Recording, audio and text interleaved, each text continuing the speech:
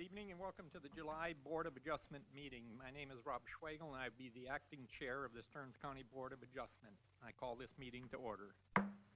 Please rise if you are able for the Pledge of Allegiance.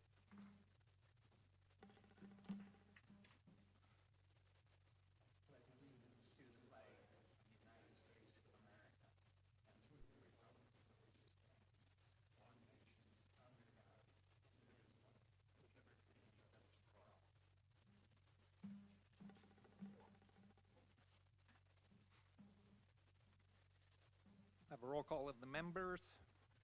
John Wicker. Here. Michael Swanhorse. Here. Dave Bentrude. Here.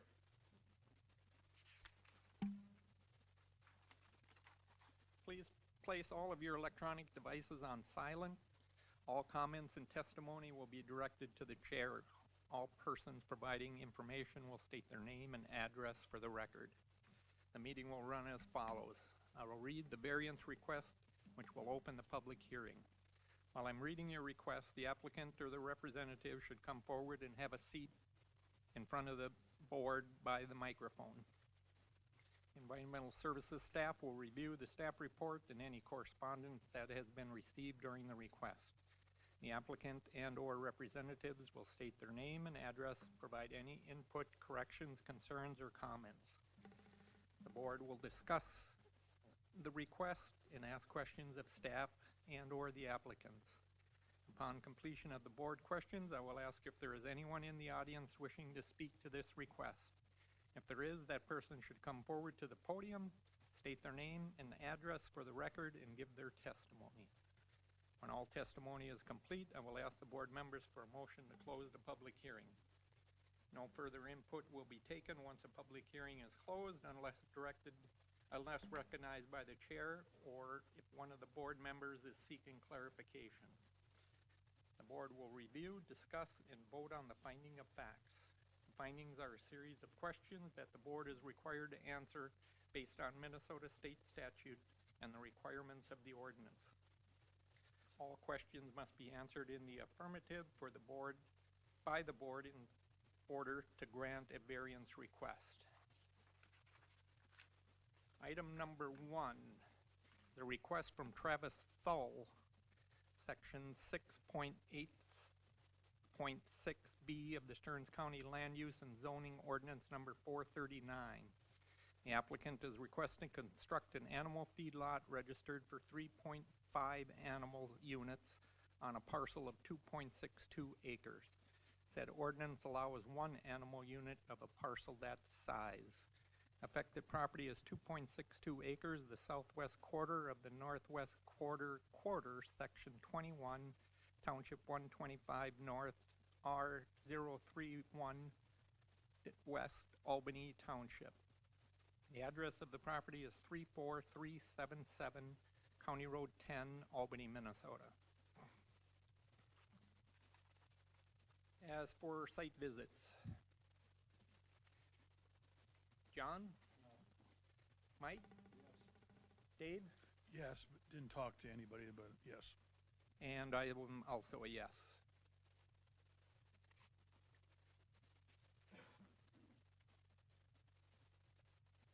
Staff? Mr. Chair, did you want them to state their name and address? Yes, please. Make sure the green light's on. Travis Toole.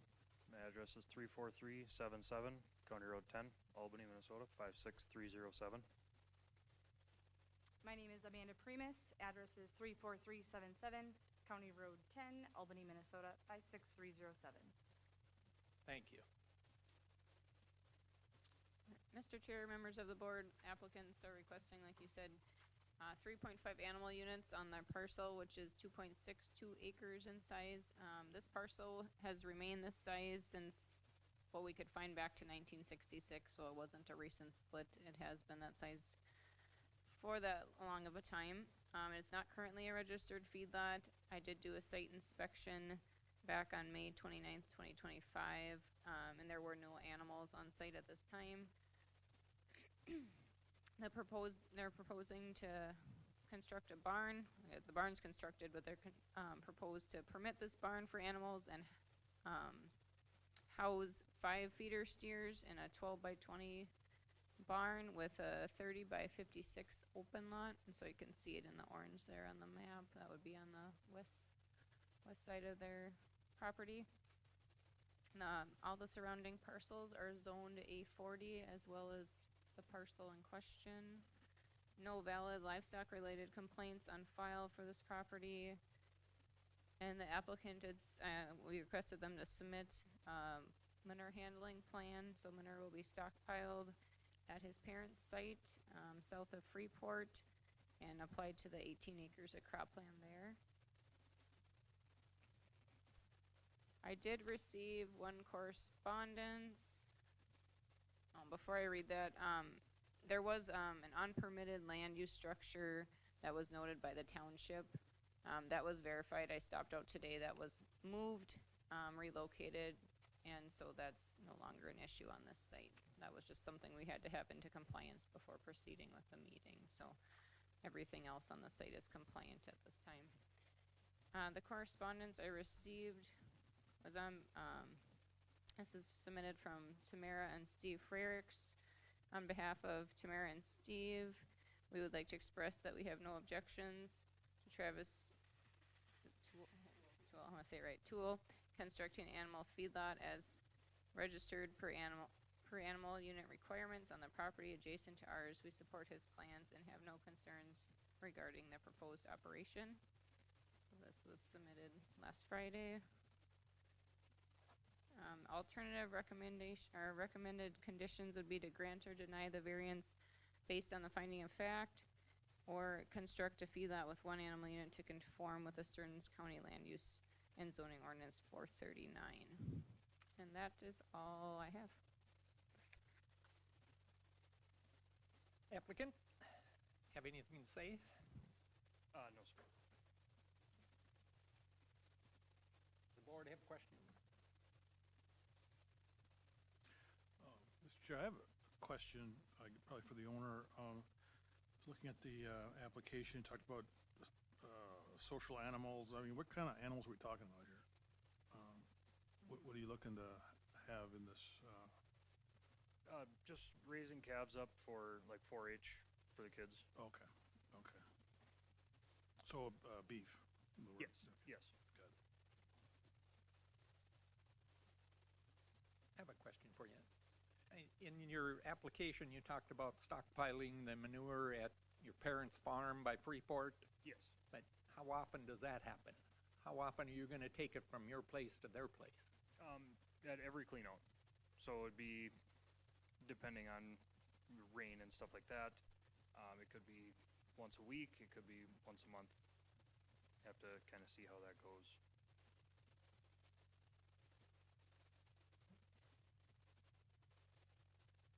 My assumption, Frericks is not a registered feedlot either, is it? Do they have livestock at that location? No.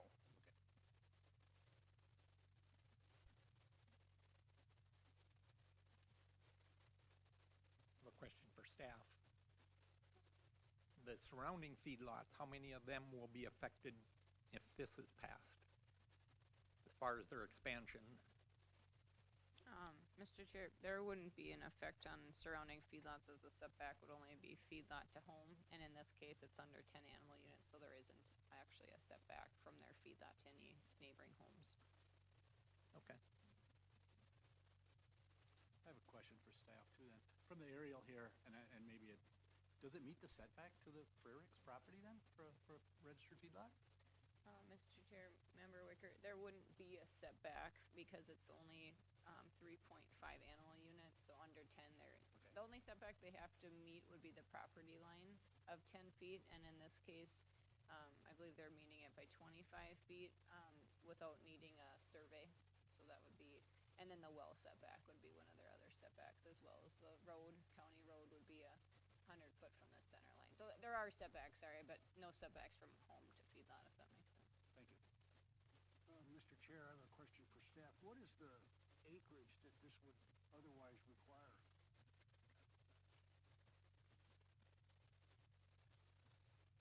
Mr. Chair, Member Swarnhart, sorry, probably butchering that. Sorry, I apologize. I would have to, I don't know if Becky has the ordinance. Okay, 2 acres. I was gonna say, yeah, a couple more. 2 acres would have, no, wait, that's not right, because this is 5 acres. Okay.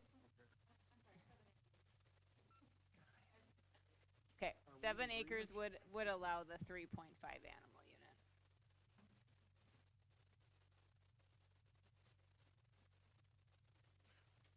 This is a question for applicant. Have you got kids now in 4-H? Yes, And they're Catholics? yes.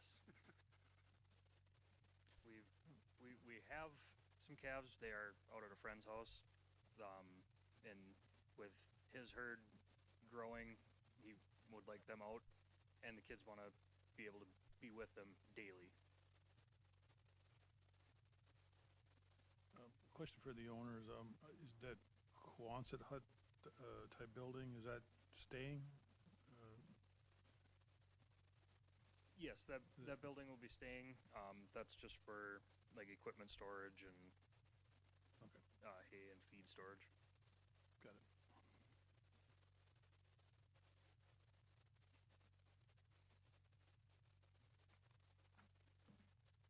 Any other questions?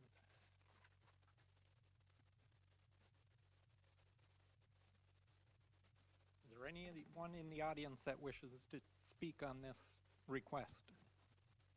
Anyone in the audience that wants to speak on this request? Anyone in the audience that wants to speak on this request? I don't see any takers, so I'll need a motion to close the public hearing. Mr. Chair, I so move we close the public hearing. All in favor? Aye.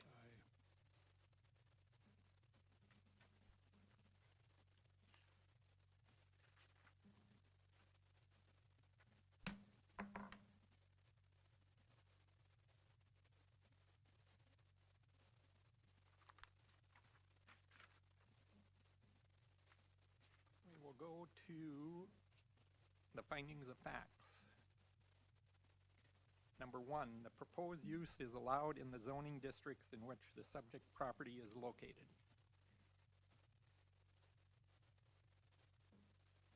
Dave? Yes, it's A40, and I believe a feedlot would be allowed in A40 area. And I will be a yes also. Mike? Yes, same reasons as stated. John? Yes, same reasoning. Number 2, the variance will be in harmony with the general purposes and intents of the official controls or any related ordinances. John? I'm gonna answer yes. Yeah, the feedlot, I'm gonna use the same reasoning in the A40 district as in harmony with the surrounding properties. Mike? I'm yes as well for just the general purposes. Dave? I would say yes too.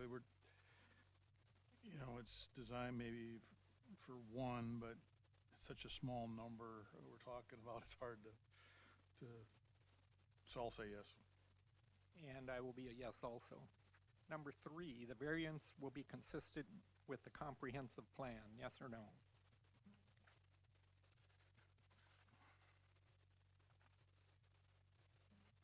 Mike?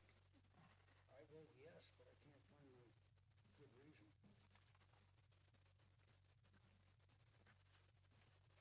Yes, for the same reasoning as number 1, it's the use of A40 of feedlot is consistent or allowed in a A40 district.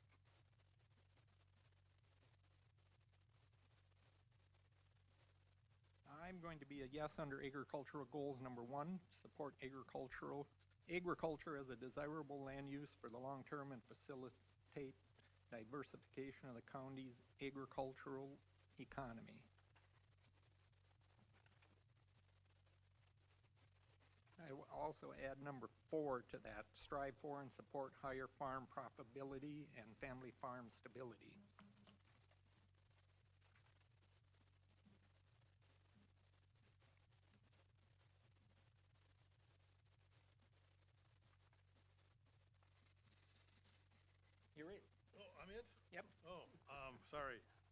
Yes, I'm concur with what she said, that's, yes. Number 4, the variance may be granted if there are practical difficulties in complying with the official controls as determined by items 4 through 7. Number 4, the property owner proposes to use the property in a reasonable manner. Yes or no? I vote yes, in a reasonable manner. It's exactly what we want to see in this area. I would indicate yes as well. I'm a yes. And I'll be a yes also.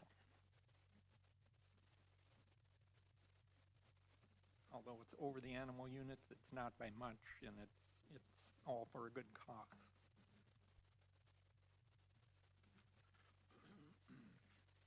Number 5, the plight of the landowner is due to circumstances unique to the property, not created by the landowner.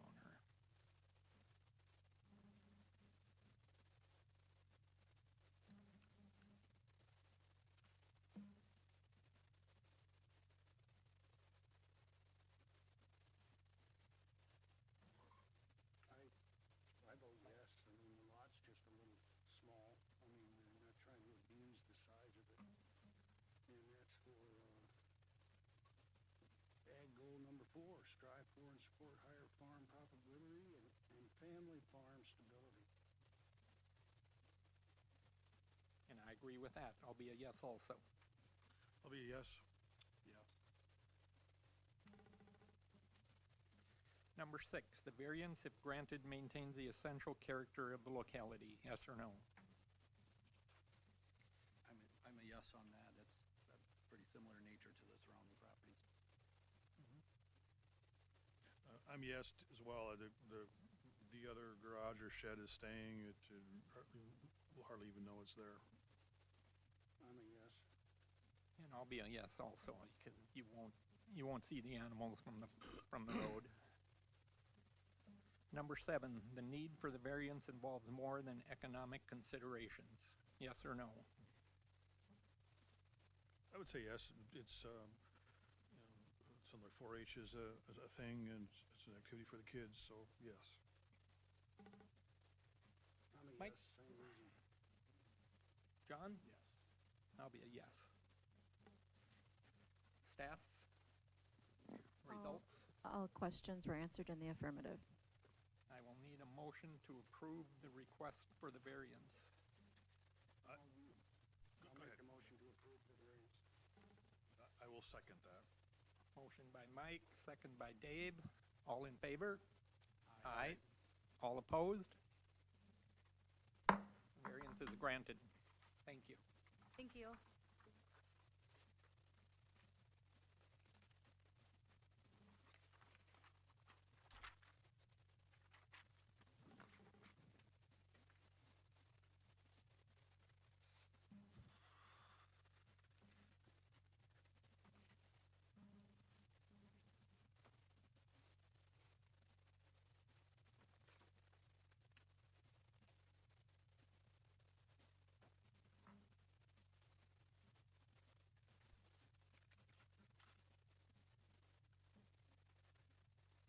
Item number 2 is an after-effect request from Ricky and Deborah Hartman, Kimball, Minnesota, from sections 9.9.9A, paragraph 1, 10.2.11A, 1.1.1A, and 10.2.11A2 of Stearns County Land Use and Zoning Ordinance 439.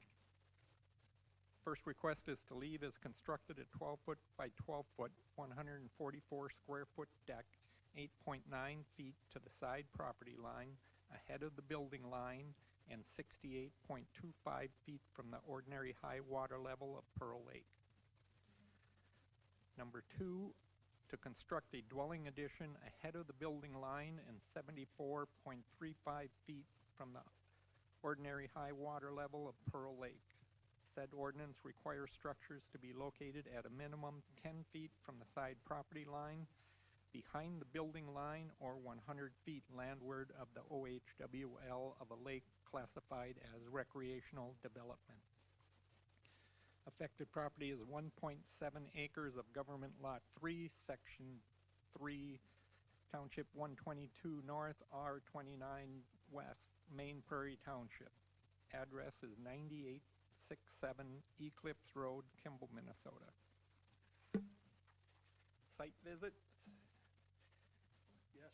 Yes. Mike, yes? I said yes. Yes? Yes, Steve? I did. Yes, And I'm also a yes. Staff report.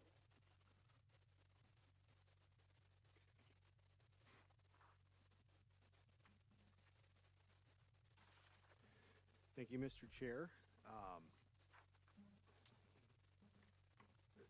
Some background on the property. The applicants acquired the property in 2025, and the tract is approximately 7,394 square feet, according to the survey submitted by the applicant. The property is zoned R1 and in the Shoreland Overlay District of Pearl Lake, which is classified as recreational development. Some history. 1986, a previous owner was denied a variance request to construct a 10-foot by 40-foot addition 78 feet from the ordinary high water level of Pearl Lake. 1987, a construction site permit was issued to construct a 28 by 39-foot addition landward of the building line of Pearl Lake. The construction site permit indicated that no deck would be constructed. 1997, Stearns County Assessor records indicate a 12-foot by 12-foot deck was constructed. No permit is on file for this structure. It is ahead of the building line and not meeting the side property line setback. The septic system was inspected and certified compliant as part of the property transfer process. Main Prairie Township granted a variance in May of 2025 to construct 2 dormers on the dwelling, not meeting the center line setback of Eclipse Road. June of 2025, an unpermitted 6-foot by 6-foot shed in the road right-of-way and not meeting the side yard setback was removed by the owner at our request. Proposed, the owner would like to retain the existing 12-foot by 12-foot deck. The deck is 8.9 feet from the east property line. This is an 11% deviation from the standard. The deck is also lakeward of the building line and 68.25 feet from the ordinary high water level of Pearl Lake. This is a 32% deviation from the 100-foot building line setback. Some alternatives would be to remove the deck and replace it with a patio. No permit is required for a patio and setbacks do not apply. The second proposal, the owner would like to construct a 3-foot 6-inch by 8-foot 6-inch addition. The property is in the Shoreland Overlay District of Pearl Lake, which is classified as recreational development. Pearl is on the list of impaired waters for nutrients and mercury in fish. The addition would be lakeward of the building line and 74.35 feet from the ordinary high water level of Pearl Lake. This is a 25.65% deviation from the lake setback standard. The proposed addition would be underneath a 3-foot by 6-inch by 8-foot by 6-inch landing and stairway, which is an allowed encroachment for ingress and egress to a future door above the garage. The applicant is proposing a 1-foot 6-inch by 6-foot bay window on the lake side of the dwelling as shown in the plans and on the survey. Section 7.9 of the Land Use and Zoning Ordinance 439 lists bay windows up to 2 feet as an allowed encroachment to the setback. This is not a part of the request. Main Prairie Township, the Pearl Lake Association, the Sauk River Watershed District, and the Department of Natural Resources and property owners within 500 feet have been notified of this request. Again, just some alternatives. Grant or deny the variance based on the findings of fact. And a second alternative, remove the deck and replace it with a patio. Again, no permit is required and setbacks do not apply to patios. And that is all I have. Applicant. Yeah, my name is Rick Hartman at 9867 Eclipse Road. And I'd like to just thank you for hearing my motion, hearing my variance request. And I'd just like to, when I made application back in, we bought the property in May of this year and closed on it. And we proceeded to get the variance application in and got the survey, got the plans drawn, got everything that the county needed or wanted. I got that all taken care of. And in my application, I never asked for anything in regards to the deck. My original application had nothing to do with the deck because we didn't have money to do anything with the deck. And I've been in the building business for 45 years, so I could see that deck had been on there for 30 years, if not 40. And at that time, Mr. Kipner came out at about 2 weeks ago, and we were talking in the backyard, going over some stuff, and he asked me, he says, "Are you going to do anything with the deck?" And I says, "No." I says, "Maybe down the road, I'll change the deck boards." And he said, "Well, why don't you get this on the application now?" I said, "Well," I thought about it. I had 3 or 4 guys working in the house, so I was under some stress there. I said, "Okay, well, go ahead and put it on there." Within an hour, within 2 hours, he calls me and says, "Well, there's no permit on the deck. You're going to have to tear it off." Now, I bought this house with a deck on it. I mean, he had mentioned that it showed up in 98 or 88 or whatever, that there was a deck on there. I mean, now all of a sudden, there's a problem with the deck, and that wasn't even any of my request for anything. My request was for an addition in the back corner that met the neighbors. The neighbor's 4 foot past me on one side. The other neighbor on the opposite side is 3 foot back the other way. So when they draw their line, it cuts through the little addition that I wanted to put on the back by about maybe 1.5 feet or whatever. So that was the thing. Then also at that same day, the same hour, the shed in the front yard is mentioned, that it had to be moved immediately. I said, "Okay, I don't have a problem with that because I didn't really want the shed in the front yard anyways. I just didn't have time to, at that particular time, to have it moved, but I moved it that day at his request." And that's pretty much what all I was asking is for, is the addition in the back.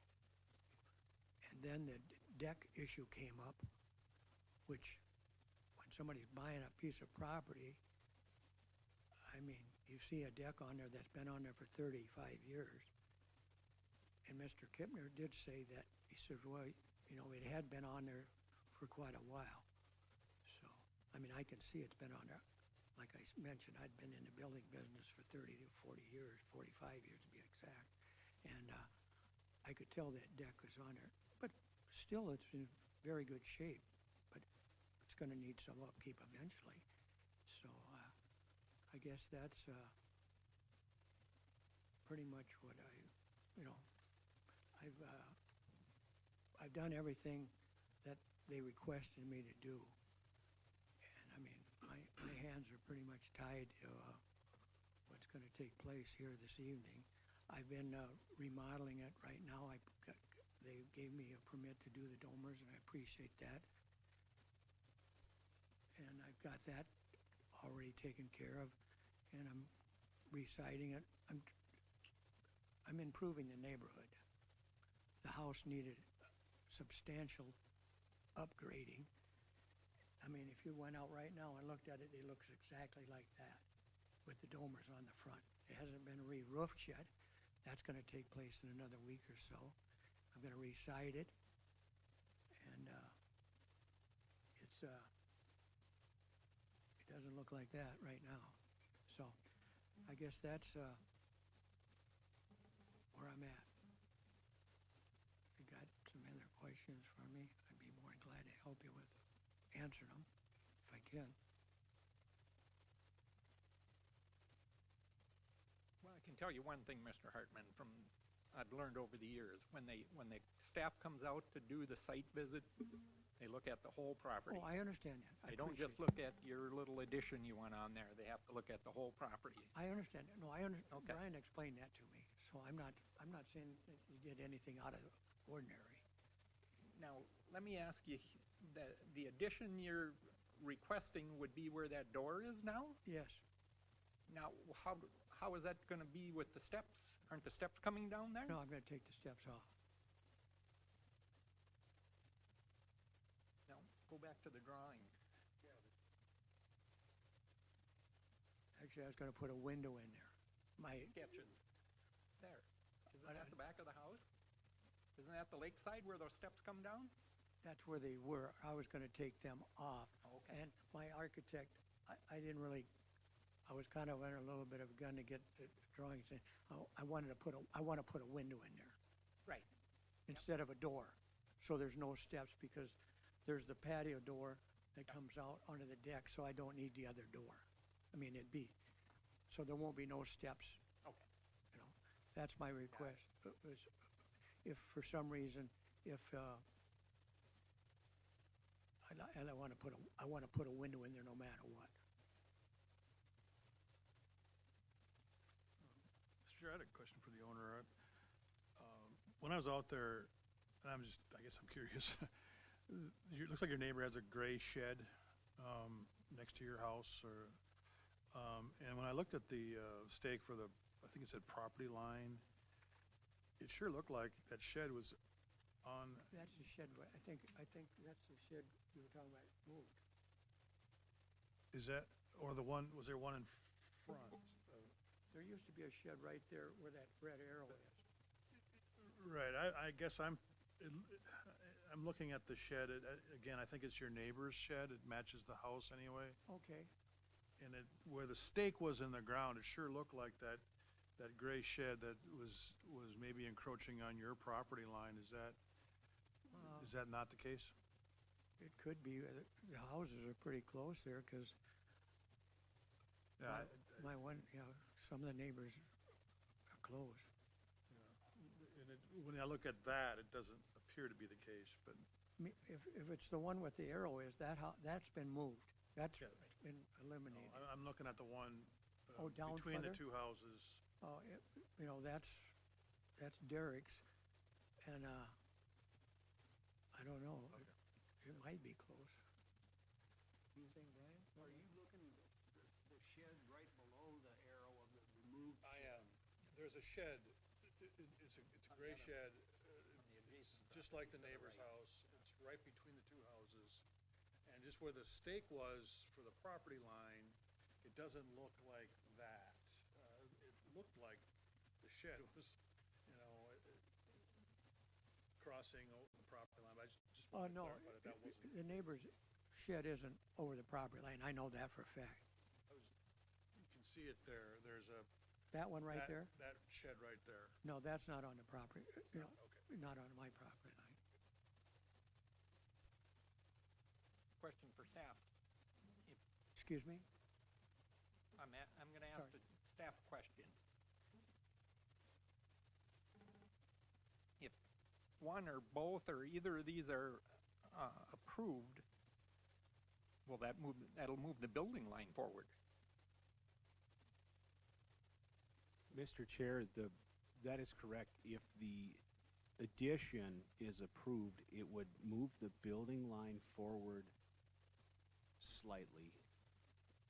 However, we do not use decks to establish building lines. So it would only be the addition that would affect the building line, not the deck. Which is, if you see where we've got the building line drawn on, or where the building line is drawn on this survey, you can see it going to the corner of the house on the east side, or on the west side, sorry, and both sides, to be honest, and not to the deck. So it would just be the addition that would move that building line forward. Mr. Chair, and this is for, the proposed new deck is really just replacing those steps. Excuse me? The new little deck there on the left-hand corner of the house is just replacing those steps. Pretty much.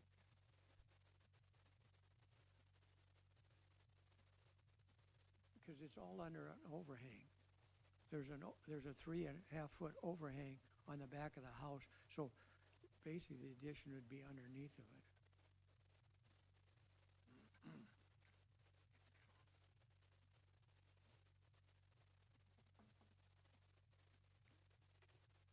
Mr. Chair, I have a question for staff. Assuming the deck is 30 years old, and the previous owner would have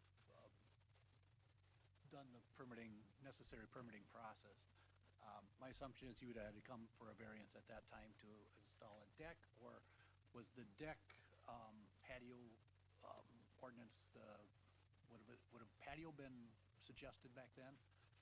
Turning the clock back to what we're assuming is. Mr. Chair, Member Wicker, I don't know specifically back to 97 when they built the deck, and especially 87 when they applied for the expansion of the dwelling. A permit would have been required for the deck in both scenarios, and setbacks would have applied, and those setbacks haven't changed. Had that deck been permitted, we wouldn't be having the conversation about it tonight.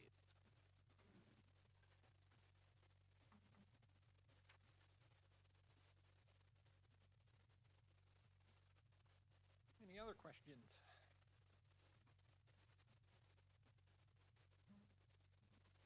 Is there anyone in the audience that wishes to speak on this request? Please come forward.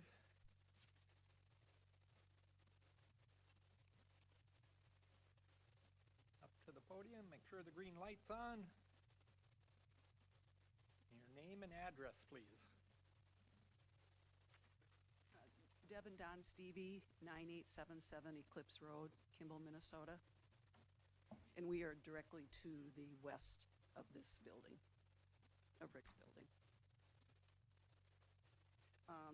We've spent, this is our 18th summer out there. We have the cabin that's to the west of the house. And the deck has existed the entire time that we have owned our cabin. I recall a few years back where they replaced some of the boarding, the decking on it. A couple of brother-in-laws of the owner did that. That deck doesn't cause us any difficulty of looking down. So we have no objection to the deck staying. Thank you.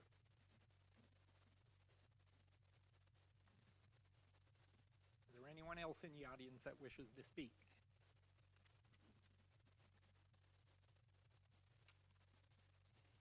If not, I will need a motion to close the public hearing. I'll make that motion. Motion by Mike, second by John. All in favor? Aye. Public hearing is closed.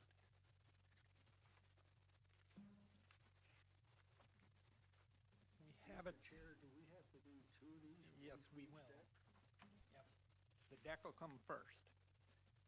After the fact. The existing deck. Right. The request is to leave as constructed a 12-foot by 12-foot, 144-square-foot deck, 8.9 feet from the side property line, ahead of the building line, and 68.25 from the ordinary high water level of Pearl Lake. Question number 1. Is the proposed use allowed in the zoning district in which the subject property is located?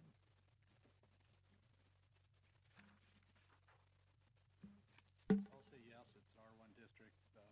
Decks are allowed in R1 district. I'll say yes for the same reason. Yes. Yes. Same reason, R1.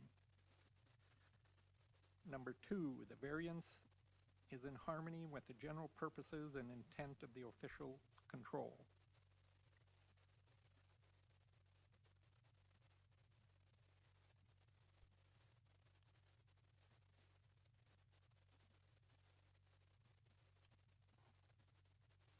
I'll say yes, living goals number 3, support these housing options.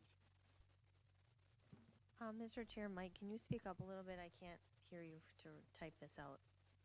Well, living goals number 3?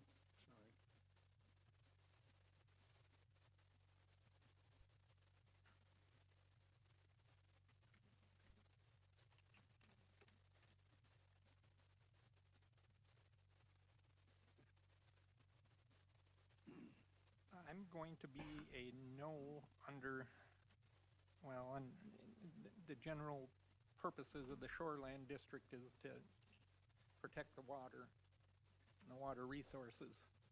And I know it's been there a long time, but they do have options. It's not all or nothing. They can take that deck down and put a patio in. So I'm going to be a no.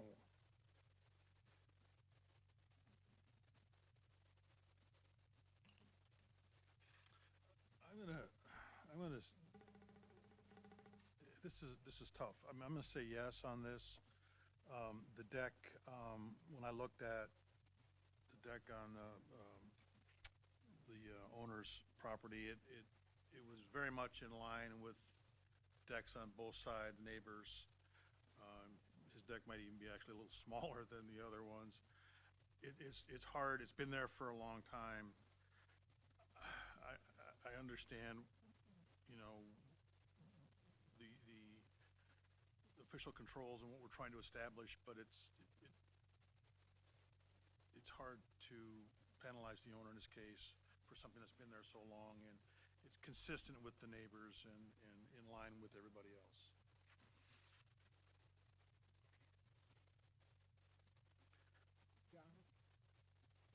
I'm a yes, same reasoning.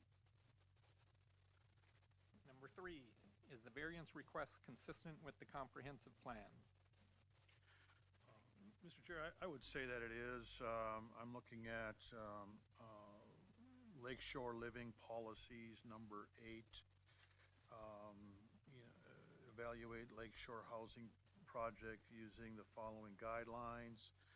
This project seems to preserve the sight lines, does not negatively impact view sheds of adjacent properties. The project maintains the neighborhood's character. And like I shared, the deck seems to be in line with every other deck in that neighborhood out there. So.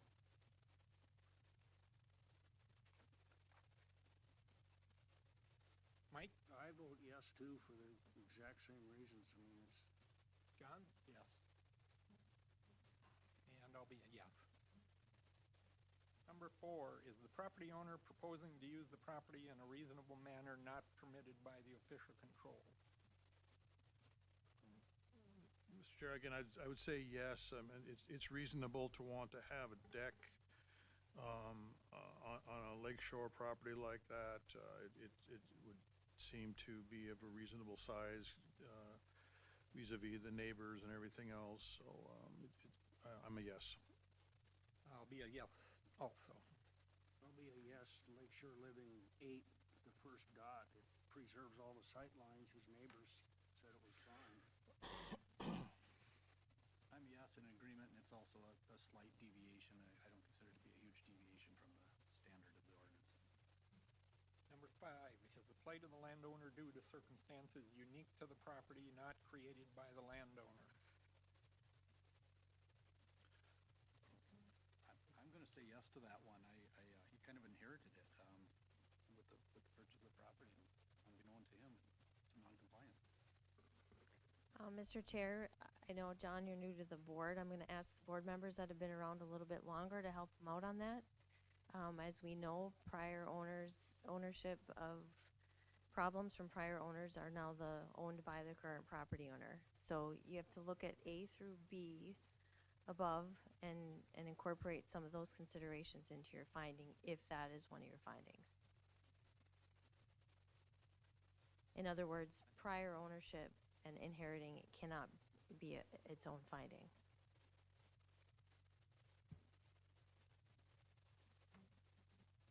And for that reason, I'm going to say no, because I've said it in the past. When you bought the property, you bought the problems also.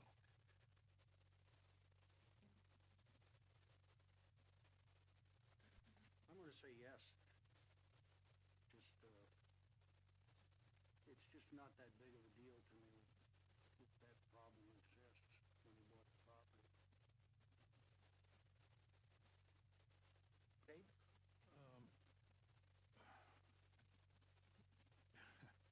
gonna say yes as well. Again, I understand what the county's trying to do, but I think that under the circumstances for this parcel, this project, and the question of the deck, it just seems like the controls would be excessive, and so I'm gonna vote yes to allowing the deck to remain as is. Okay, number 6, will the variance maintain the essential character of the locality? I'm gonna be a yes. It's been there a long time. I'm Not a gonna yes. change anything. I'm a yes as well, Mr. Chair. I'm a yes, same reasoning. I'm yes. The need for the variance involves more than economic considerations. Mr. Chair, I think it's more than just economics. It's quality of living out there and just a desire to maintain outside viewing. So, yes. I agree with that. I'll be a yes also. I'm a yes Mike? as well. Same thinking. John? Yes. Staff?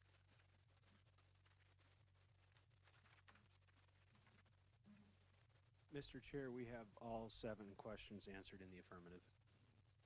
I'll need a motion to approve the variance. I'll make a motion to approve the variance. Motion by John and second by Mike. All in favor? Aye. Aye. All opposed? Motion is carried. We will move on to the second one. The addition on the back side of the house. To construct a dwelling addition ahead of the building line and 74.35 feet from the OHWL of Pearl Lake.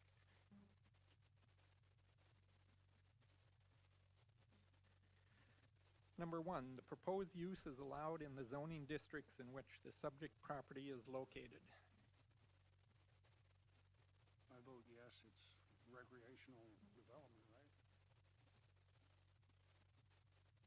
I'm a yes Mike, as well. yes. Dave, yes. Yes. John's a yes. I will be a yes.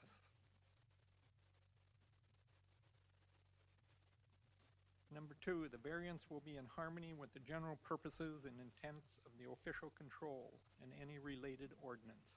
Yes or no?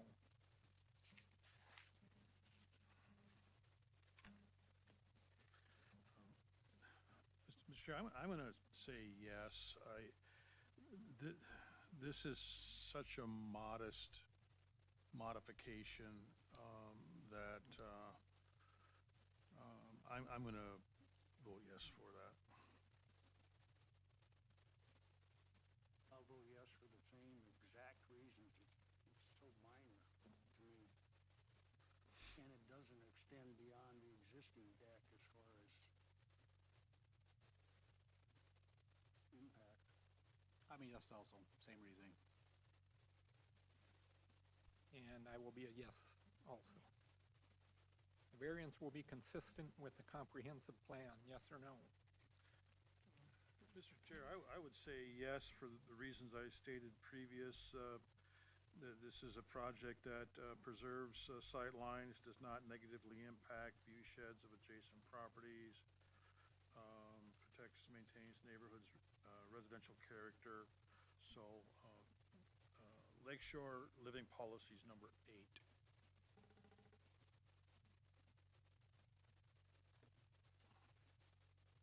I'm a yes as well for the exact number 8 on Lakeshore Living. John? Yes, same reasoning. And I'll be a yes. Same reason. Number 4, the property owner proposes to use the property in a reasonable manner. Yes or no? Mr. Chair, I believe that it's a reasonable request. He's eliminating one door and the access to the lakeshore will be through the sliding glass door. It's a reasonable thing to do. And I agree. I'll be a yes also. I'm a yes as well.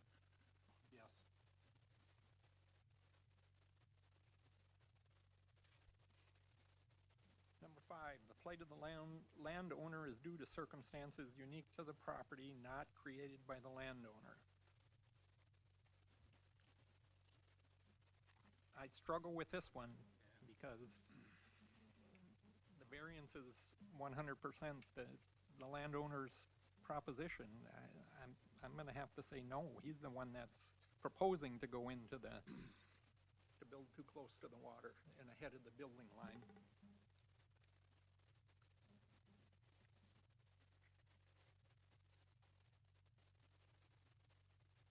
I'm gonna say yes, just Lakeshore Living number 8 again, just to preserve the neighborhood. I'm a yes also. There's the 25% deviation is very modest. I don't think his request is unreasonable.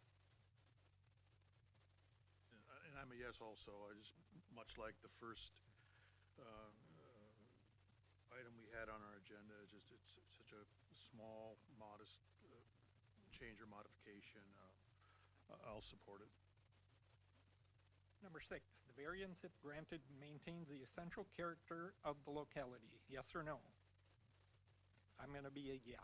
That I'm a yes. small addition, you won't notice that. I'm a yes also. Yes.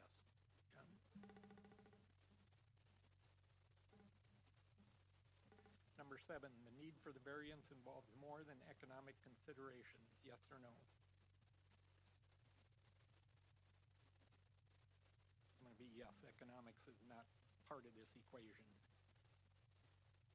I agree, yes as well. Yes. Yes.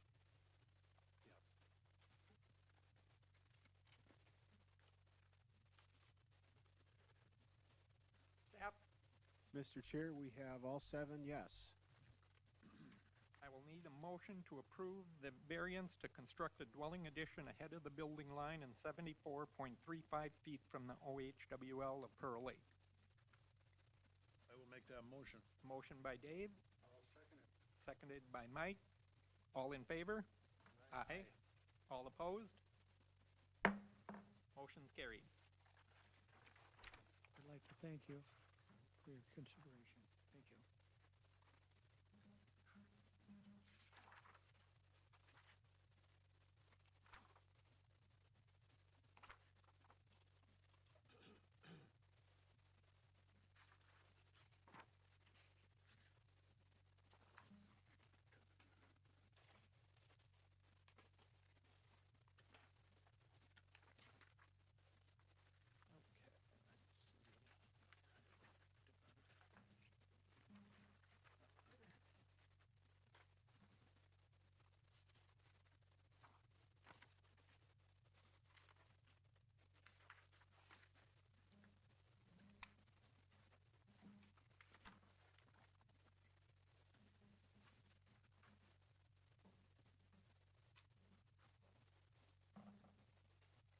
Item number 3, a request from Gail Vingy,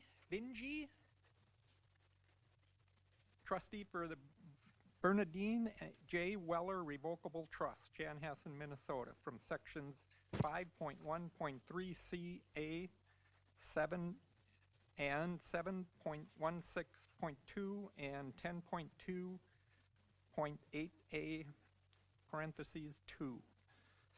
Stearns County Land Use and Zoning Ordinance 439, sections 1.16, 5.4.3b, parentheses 4, of Stearns County Subdivision Ordinance 230, and section 5.13 of Stearns County Subsurface Sewage Treatment System Ordinance 422, to separate contiguous lots that are less than 66% of the dimensional standards in the Shoreland Overlay District of Cedar Island Lake and create a parcel that cannot support 2 soil treatment areas. Affected property is lots 1, 2, and east 1/2 of lot 3 of Sandy Cedar Island Vista, section 31, township 123 north, R30, range 30W, Wakefield Township. The property addresses are 19101 and 19107 Cedar Island Lake Road, Richmond, Minnesota. Site visits. John? Yes. Mike? No. I was a yes. Dave? Yes, I was there. Staff report. Thank you, Mr. Chair. So let's go over that request again. And I'm going to break it down by parcel so that we understand the full breadth of the request here. So we'll start with parcel A. I've got all of the materials labeled parcel A and parcel B, hopefully to help bring some clarity as we talk about this. So if you have questions, feel free to refer to parcel A or parcel B as we're talking about it. Parcel A, the request is to separate from parcel B and create a lot that splits two contiguous lots under the same ownership that individually do not meet the lot area or width requirements that are not considered separate lots for the purpose of sale, transfer, or development. Reduces the lot area to 18,218 square feet and a width of the lot to 110 feet. The ordinance requires a minimum lot area of 40,000 square feet and a minimum width of 150 feet. Has only one septic soil treatment area identified. It is required that lots shall identify 2 septic soil treatment areas that support septic systems. The deviation from the lot size standard is 45%, and the deviation from the lot width standard is 73%. Parcel B, to separate from parcel A and create a lot that splits 2 contiguous lots under the same ownership that individually do not meet the lot area or width requirements and are not considered separate lots for the purpose of sale, transfer, or development. This reduces the lot area to 17,719 square feet and a width of the lot to 97 feet. The ordinance requires a minimum lot area of 40,000 square feet and a minimum lot width of 150 feet. The deviation from the lot size standard is 44%, and the deviation from the lot width standard is 64%. Some background. The applicants own 0.35 acres of government lot 1 and lot 1, 2, and the east half of lot 3 of Sandy's Cedar Island Vista plat. John and Bernadine Weller purchased both parcels in 1988. The Wellers transferred the ownership to a trust in 2007. Total lot size of the property is 35,937 square feet. Going into some history, in 1973, a variance was granted to transfer the east 20 feet of Lot 2 of Sandy's Cedar Island Vista plat, Parcel B, to Government Lot 1 and Lot 1 of Sandy's Cedar Island Vista plat, Parcel A. At the time, the ownership of Lots 1 and 2, Parcel A and Parcel B, of Sandy's Cedar Island Vista were different. 1988, August, John and Bernadine Weller purchased 0.35 acres of government Lot 1 and the east 20 feet of Lot 2 of Sandy's Cedar Island Vista plat. So they purchased Parcel A. 1988, September, John and Bernadine Weller purchased the remainder of Lot 2 and the east half of Lot 3, Parcel B. When they purchased the property, there was no dwelling. Consequently, combining the parcels in joint ownership under the 1972 Shoreline Ordinance and Minnesota Rule 6120. 1994, a conditional use permit was granted to construct a 24 by 32 foot accessory structure. The CUP was required at the time to construct the accessory structure as it exceeded 900 square feet on a lot less than 5 acres in the Shoreland Overlay District. 2023, the septic system serving the dwelling on the proposed Parcel A was certified compliant. So, proposed. The applicant is proposing to split a substandard lot comprised by 2 parcels that are joined by common ownership into two substandard buildable lots. The property is in the Shoreland Overlay District of Cedar Island Lake, which is classified recreational development. Cedar Island is on the list of impaired waters for nutrients and mercury in fish tissue. The current impervious lot coverage for the proposed Parcel A is 23.1% and for Parcel B is 6.4%. Lot coverage is not a part of this request. An alternative septic site for Parcel A has been identified in the road right-of-way of Cedar Island Lake Road. This does not satisfy the ordinance requirement and would not and would need to be approved by the township when the time comes to replace the existing compliant septic system. So an update from the staff report, since that, we have actually gotten an agreement, the applicants have gotten an agreement with the township, so that agreement is in place. It wasn't when the staff report was written, and they'll address that later, I suspect. Wakefield Township, Sauk River Watershed District, Sauk River Chain of Lakes Association, Department of Natural Resources, and property owners within 500 feet have been notified of this request. And I have no alternatives to the request. So that is all I have. If you could identify yourself, please. Gail Vinci, 8596 Flamingo Drive, Chanhassen.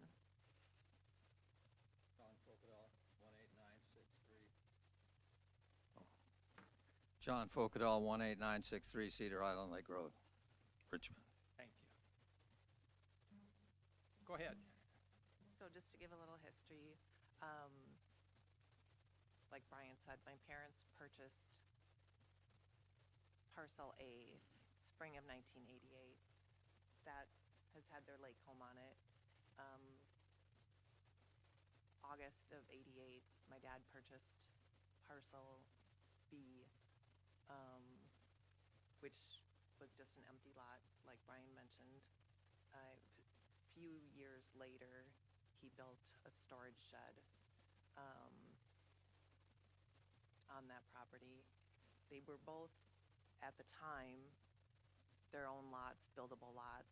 They've always had their own PID numbers, their own addresses. I really can't tell you why my dad signed that cup, what the reason was for the conditional use permit, because the plan that I've talked about with my parents for probably the past 10 years was at some point my husband and I would buy parcel B and we would build a cabin there. So honestly, I know my father never realized that the ordinance existed in Stearns County, where it seems simple to me if he would have just, since they each had their own trust, if my parents would have put parcel B in my mom's trust and left parcel A in my dad's trust, I feel like that would take a lot of these issues that we're dealing with now away. I know this doesn't have anything to do with it, but my parents also own 28 acres across the road. So if you did a site visit, you probably noticed that. So we do have a lot of land on the other side of the road that is used for recreational use. We do have a pole barn there on part of it. We have already gone through with Stearns County splitting up those 28 acres into 4 separate parcels now. My mother died a few years ago. My father just passed away a few months ago. And it always has been our plan and wish that we would keep this property in our family. I have 3 siblings. There's people in our family that are interested in these parcels. My brother's interested in buying my parents' home, parcel A. I'm interested in buying parcel B and building a cabin there. And we are each also interested in buying one of the new plats that are being approved right now, have been approved at Stearns County across the road. I have supplied all of the documentation to show that two type 1 septic sites can be supported on both of these lots. If you look at the GIS map, you look at the map that was enclosed with the letter that went to all of our neighbors, these 2 lots are actually larger, even the lakeshore width, larger than almost every other lot along Cedar Island Lake Road, where all of our neighbors have had variances approved to build homes.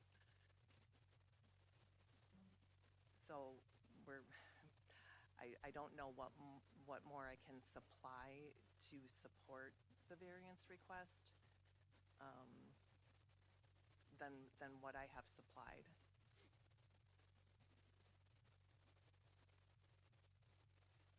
Questions from the board? Mr. Chair, I have a question for applicants. So the septic issue is resolved? That septic issue is resolved. Let me ask you this. If everything's approved and you put your septic system in, a road right of way, the township can come by the next day and say, get it out of there. The way that agreement is written, there's nothing that says if there's a change in the township board that they can tell you to take it out. Staff? Is that the way, am I understanding it correctly, the way I read it? Mr. Chair, when we see these easements to put septics in road right-of-ways, a lot of time they are revocable at the desire of the township board when that may need to be. A lot of the responsibility falls into the property owner for maintaining that, but if there's something that needs to happen within that road right-of-way, it is still the property of the township to do as they would so please. But I thought I read in there somewhere that they could terminate the agreement at any time. It's very possible. I haven't read the full agreement,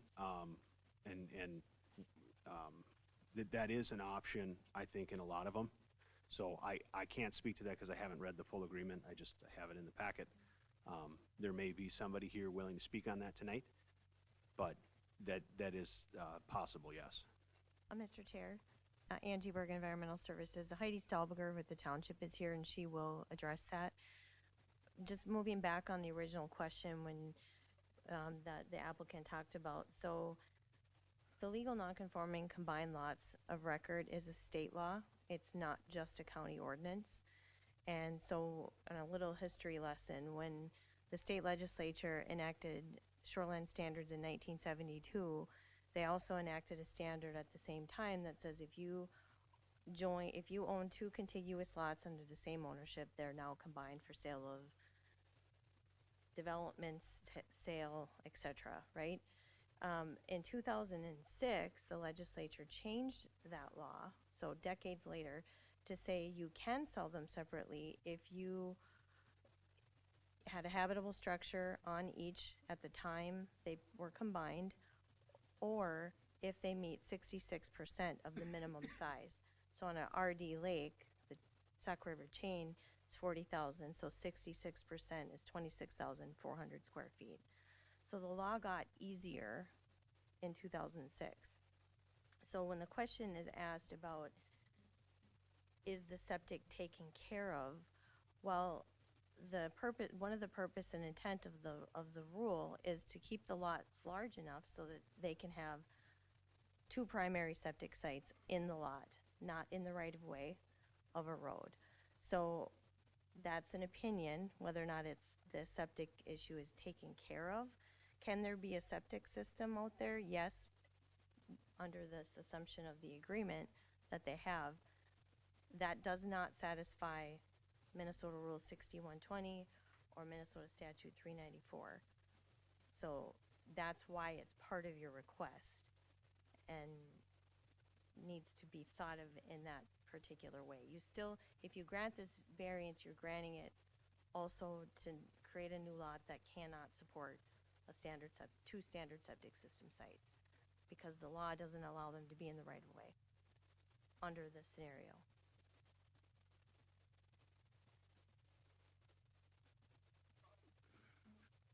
Believe me, you've got me confused. So the two septic systems to go into parcel B would not meet state law, which a county can't give a variance for? Mr. Chair, Member Swanhorst, Parcel B is showing two Type 1 septic systems within the parcel boundaries. Parcel A cannot fit a second site. It already has a working compliant system. However, to split it, they need to show an alternative site, which they haven't been able to show within the boundaries of the parcel. The only alternative they have is this agreement with Wakefield Township to place it in the road right-of-way, which does not meet the standards of the state law and ordinance. The standard requires it is within the parcel boundaries and meeting setbacks. Can this board give a variance for that? For parcel Bs in the township?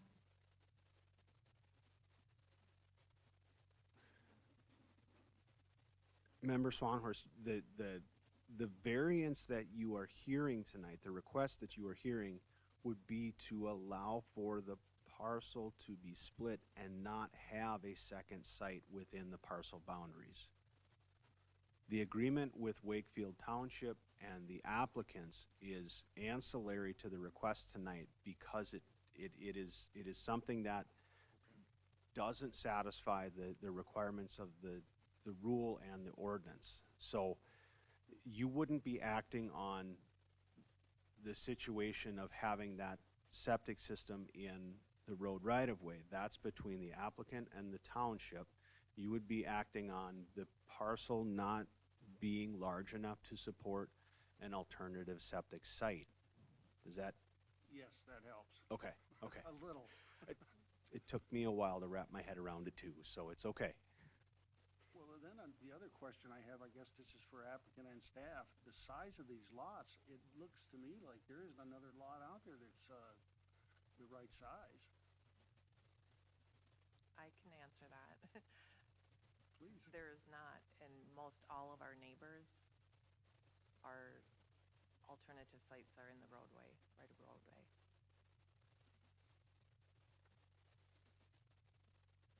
I can attest to that as well, Mr. Chairman. I would guess that 90% of the lots on Cedar Island Lake Road are in the same boat. So it isn't anything different than what is customary there. In fact, my own septic system, if it fails, is subject to just simply being excavated, refilled with clean washed sand, and start over. And so if that's if this is an important consideration, that's certainly an option for the lots in question here. Mr. Chair, I have a question for, I guess, a combination of staff and applicant here. The applicant stated their intent to, Gail, you stated that your intent to build a cabin on Lot B. This variance here is just to split the lot. My assumption, I think I know the answer here, but just want to get clarification, is that they by no means are able to build at this point. They have to go through this whole process again for another variance to build. Am I correct on that? Mr. Chair, Member Wicker,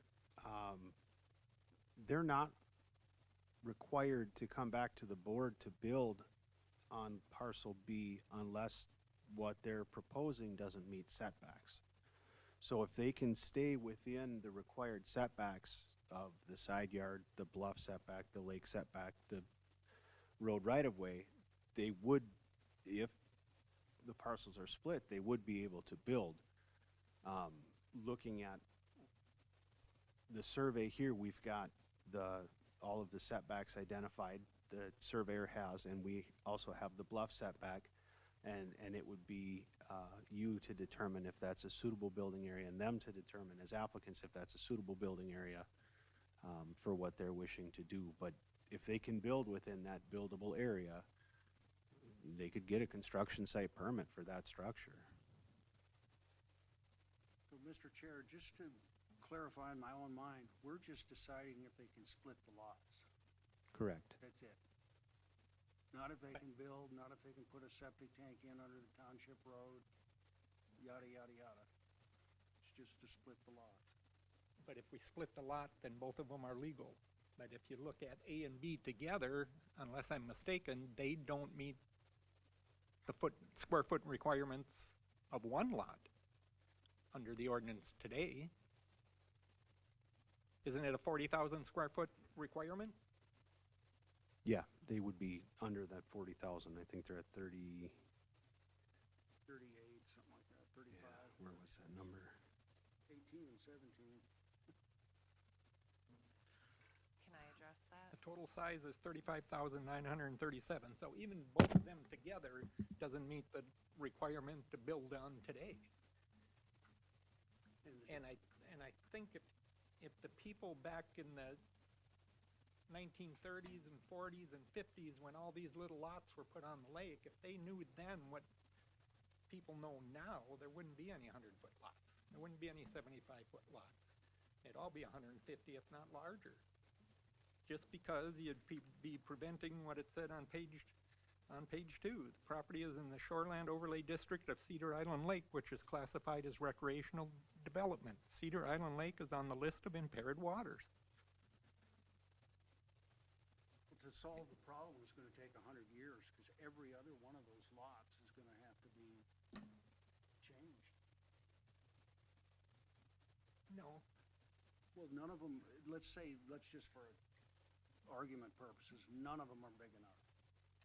Probably not. But none of the other ones want to make 2 out of 1 lot.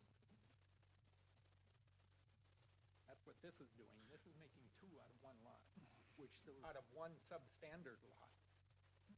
but the 2 new lots are still equal in size to the ones that exist there? Exactly. The 2 new lots are actually larger than almost every other lot along Cedar Island Lake Road. We are not, they were 2 separate lots. If you look at them as 2 separate lots and you look at every other lot down Cedar Island Lake Road, these 2 lots on their own separately are larger.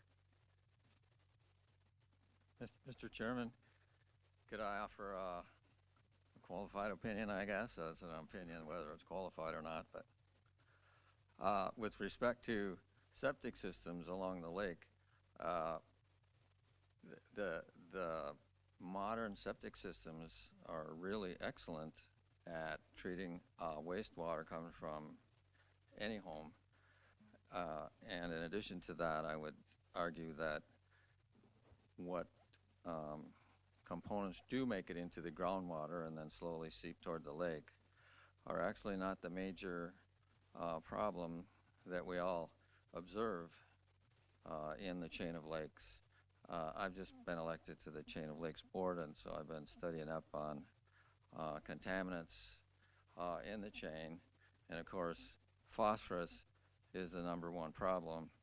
And phosphorus doesn't come from septic systems, except in minuscule amounts. It comes down the Sauk River, basically from agricultural practices.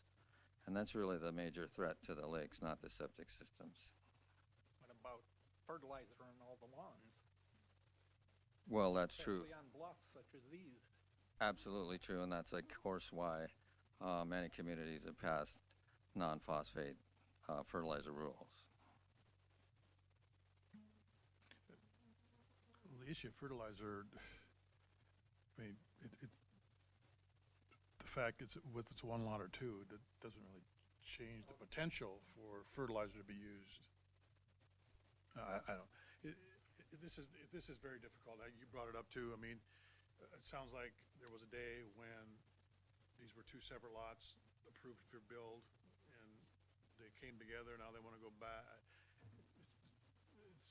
But in the meantime, the county and the state has learned that it's not advantageous to the lake to have small lots on the lake. I understand. They can't go back and make old lots bigger, but new lots they can keep big.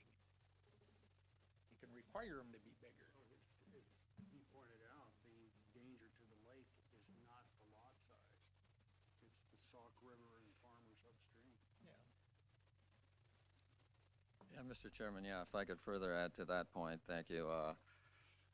The lot size really has no bearing on the effect of a septic system. And in particular, in the soils that you find along Cedar Island Lake Road, very sandy. When the water leaves the septic system, which, the drain field is basically a water disposal system, it goes virtually vertically. It doesn't spread out. It might, in the 20 or 25 feet it would take to get to the water table, it might spread out horizontally a foot or two below the drain field. So the lot size doesn't really have any bearing on the effectiveness of a septic system. No, but the lot size has to do with the fact that you can't designate 2 areas for a septic system. That's what the lot size is for, so you have those options. These lots do not meet that requirement, and that's a state statute requirement. And I guess that's what this variance is asking for.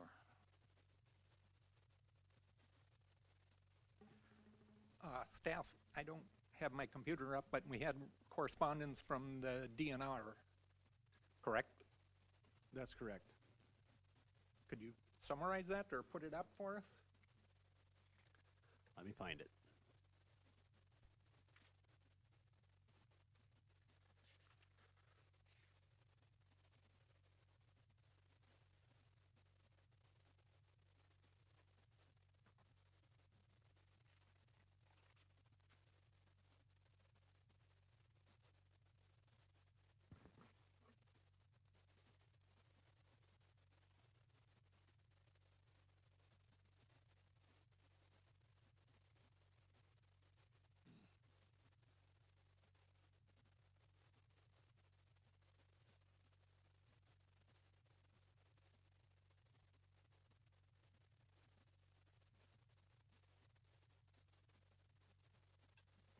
In the meantime, Mr. Chair, oh, you ready, Brian? Okay, I'd have a question for the applicant otherwise. Gail, just to clarify things, you said that other variances similar to this were requested or in previous times. Do you have examples of that, or did I misunderstand you? One sitting right next to me. um, every house that has been built on Cedar Island Lake Road, probably in the past 20 years, has had to get a variance to be built. And I personally have not heard of any. I mean, my parents have lived up here for almost 40 years, and we know everybody, and I've never heard of anyone not being granted a variance to build on these lots. Like I pointed out earlier, these lots separately, not how you're looking at them together. These lots separately are larger than almost every other lot on the road. The house next door to us, anyone that did a site visit, the house to the west of us is a huge house, which, I mean, we would never build that large of a house on parcel B, but that lot is much smaller than 19107, where my dad's house is. I mean, I can think, I don't have the addresses, but I could get them. I mean, I can think of 5 houses that I've seen built on that road that are on much smaller lots, and this variance request has never been an issue for anyone else. Those were building variance requests, not land split. Right, Okay. and those also have dealt with this, also are dealing with the same septic issues as we are, where the road right-of-way comes into effect. So for me, it's hard to understand. The only reason that I can understand why I'm here is because my parents didn't know enough that when they purchased that second parcel, they should have titled it in a different name. They should have kept one in my father's name and one in my mother's name. For example, the 28 acres on the other side of the road is in my dad's trust. These 2 lots are in my mom's trust. We easily, in hindsight, we easily could have put one of these lots in one of their trusts and the other one in the other trust. But we didn't know about this ordinance or statute, and so now I'm here.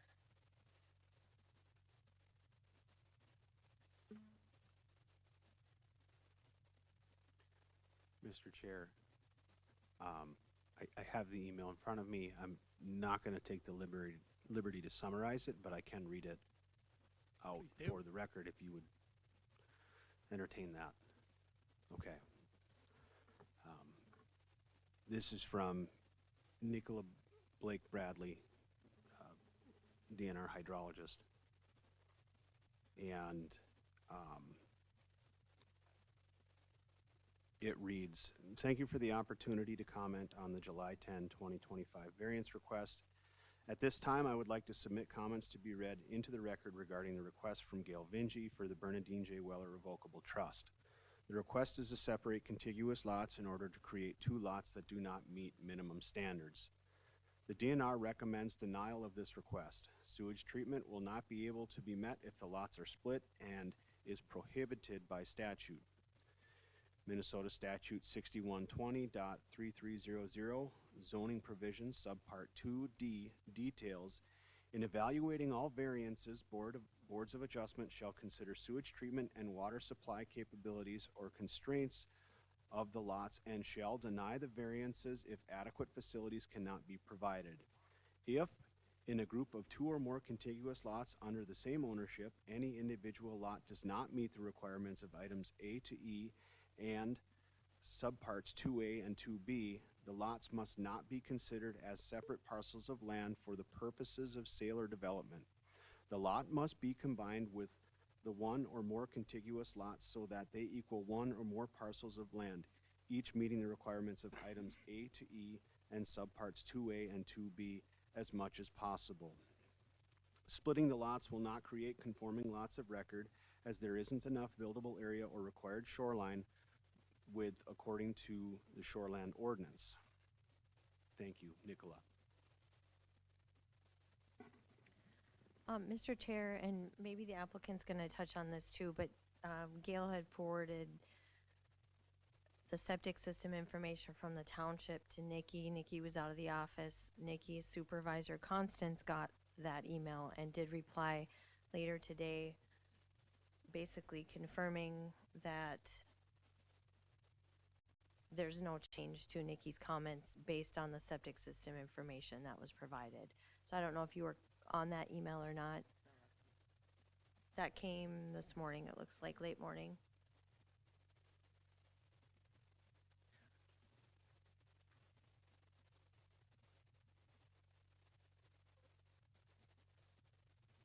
This is, Mr. Chair and the applicants, is there an alternative to leaving them contiguous lots?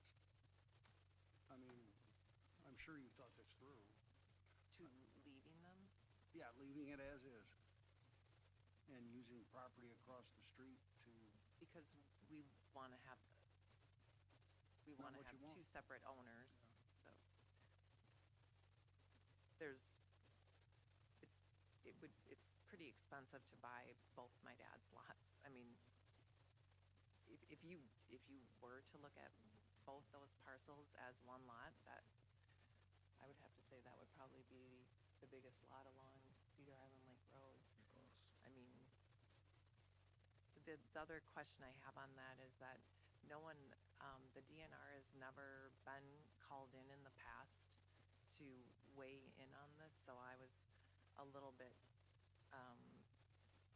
surprised to see that response from them when I got it a week ago, and that is why I did supply them all the septic information, because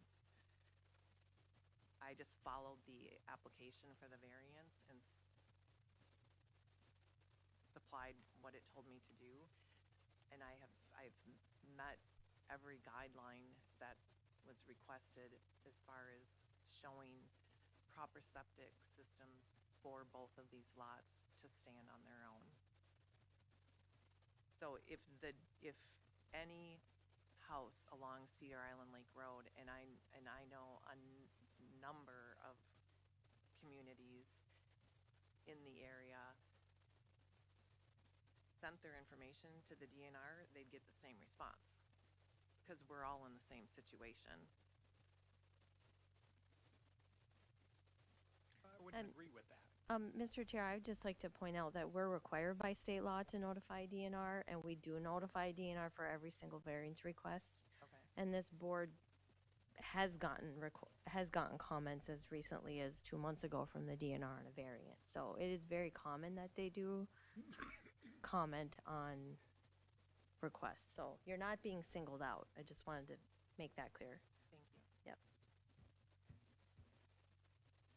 I would think the neighbors and all of you, the Cedar Island Lake people, Cedar Island Lake Road people that you're referring to are built or have built on established lots. They didn't take and divide lots. They built on a recorded lot, where you're trying to build twice on a recorded lot. Which in the DNR's response, the problem with that is coming back to the fact that they are titled in the same owner. Yeah, I know exactly what you're saying. It happened with me. I had 4 lots combined into one. I know how it works. It's not that they're trying to correct the problems of the past. They're trying to prevent more problems in the future by keeping the lots bigger. But, and that's this is where I struggle with this, because if the entire Cedar Island Lake Road as a parcel is out of compliance, I mean, it'd be, to meet the state statute, have to be half as many houses out there as there is now. And so we're Parcels of record. well, but Laws change over the years, Dave. I understand that, but they're being potentially punished for having lots that are bigger than some of the others that exist out there, and that's what I struggle with. I looked at the lot, and I looked at the neighbors, and it's like, this looks like a reasonable lot size. I understand.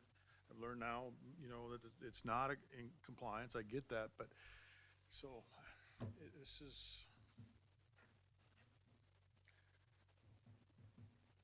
Any a other tough one. questions? Is there anyone in the audience that wishes to speak on this request?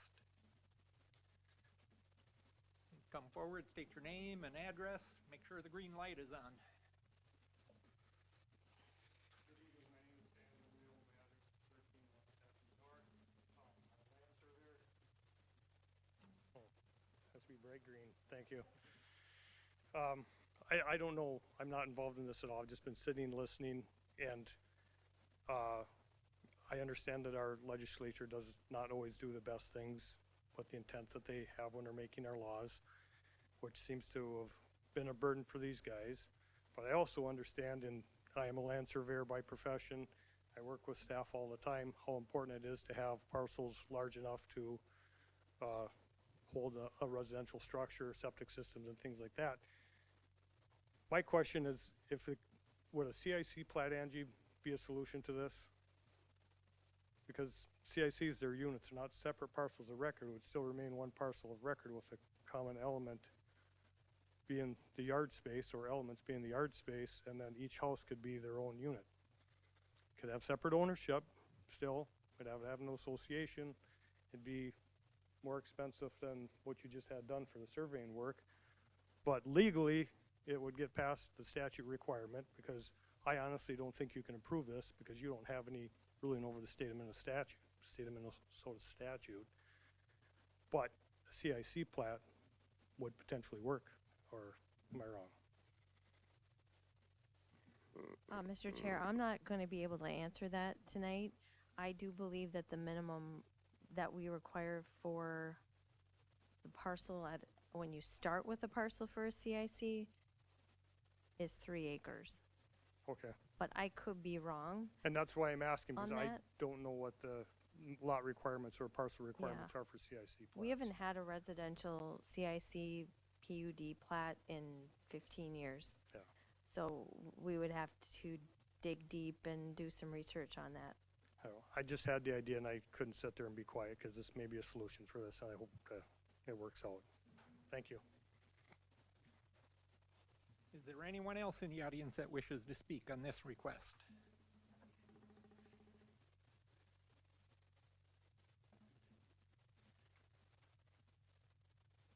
Good evening, Mr. Chair and members of the board. I'm Heidi Stahlberger, Wakefield Township Clerk, 17497 Fairway Circle in Cold Spring, Minnesota. I am here with the license agreement that was approved by Wakefield Township on July 3rd. And as you stated, there is a provision in there to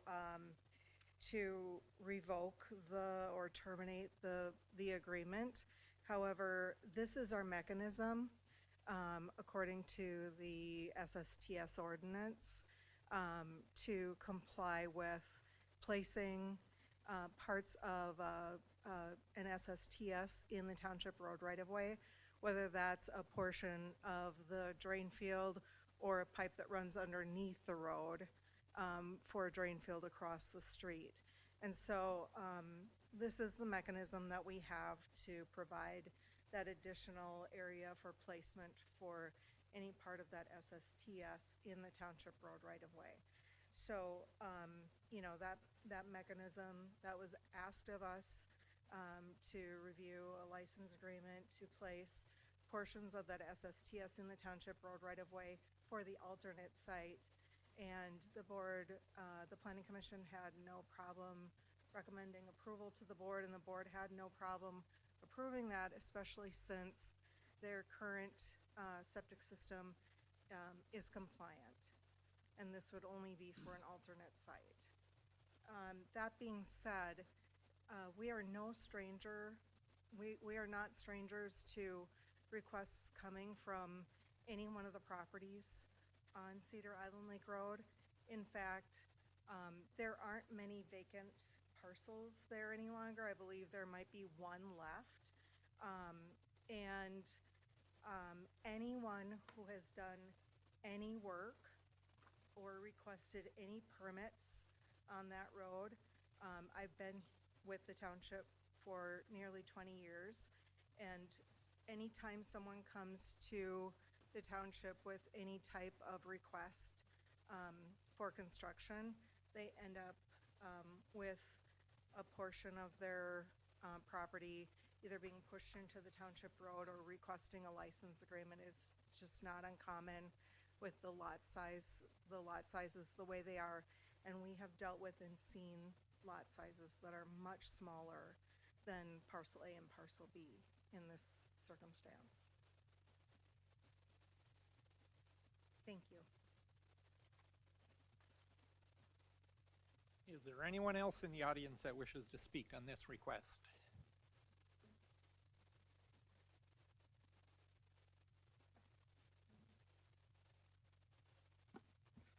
I'm James Hemish, 18974 230th Street, Richmond. I rent the land, the open farmland that's on the other side of the road. I'm also the mayor of Richmond, so I get to deal with a lot of these same things you guys do. I learned a lot tonight listening to you by listening to the other ones. I went back to, I had a whole speech for you, but I'm going to go away from that because I looked at your 6 things of what you need to get this to go forward. And one of your hangups was the sewer thing because of the statute and what the DNR had said. They went to the township, they got the permission from them to put there, so technically they have a place to put their second septic system in if they need it. And you know, part of this is you're saying if it's harmony with what's in the area. If you go by that street, every one of them lots are that size or smaller than their lots. So I can look through a lot of your comprehensive plan. I don't know that real well, so I'm not going to speak on that part because I don't know everything in your comprehensive plan. But to me, everything that's on that road is consistent with what they're asking for.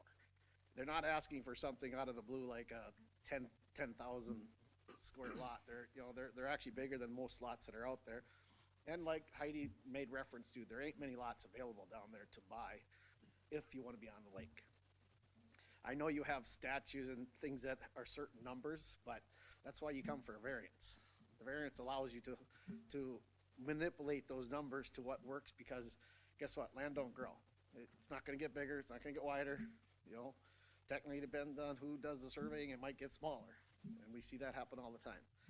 I'm in favor of what they're doing. I think it's a very good accomplishment. Take the old building out, put a new house in there, and the county wins because now you get a lot that's worth a lot more money because you got a new home on it. And obviously for her, she actually gets to finish with their whole estate and get it all finished so that, you know, they can move on with their life. And as you know, every one of us, we don't get any younger every day. So, you know, you only have so much time to do it. Thank you for your time. Thank you. Go ahead. Yeah, I would actually like to speak in a little different role here now. So again, my name is John Folkedahl, 18963 Cedar Island Lake Road. I support this action that's being requested by the Weller estate, by the Vinges, for any number of reasons. I mean, I think that technically there's no harm in it, and you've heard all of those reasons. But my wife and I have only lived on Cedar Island Lake Road for 5 years. We bought our lot 3 years. We bought our lot about 5 years ago. And we've gotten to know the Wellers and Binges. In fact, my wife helped care for Gail's father in the last 8 months of his life, providing palliative care at home. So we got to know a lot of the history.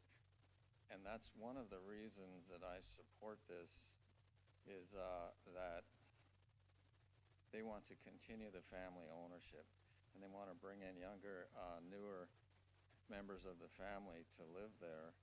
And, you know, to be honest, I've made the comment numerous times looking up and down Cedar Island Lake Road is that, you know, it kind of looks like Senior Citizens Road. And so our neighbors are planning to build next to us, rebuild a lake cabin in a few years, and they have young kids, and we think that's just fantastic. And Gail's son and his wife are planning to purchase one of the lots across the road, and we hope they have lots of kids, and that'll be fantastic. And we hope the same thing follows on with these two lots. You know, her brother will probably take over one of those lots, and I've met his children and grandchildren, and we really want to see them on the lake, you know, just for obvious reasons. So we think they're good people, and we'd like to see them able to continue to live in the area. Thank you. Thank you. Last chance. Anyone else in the audience that wishes to speak on this request? Doesn't look like it. I need a motion to close the public hearing. Well, 1 second. I have a question for staff. With the township representative here and the location of the septic in the road right-of-way, does that meet the statutory requirement? Mr. Chair, it does not. Thank you. I need a motion to close the public hearing. I'll make that motion. Motion by Mike, I'll second that. second by John. All in favor?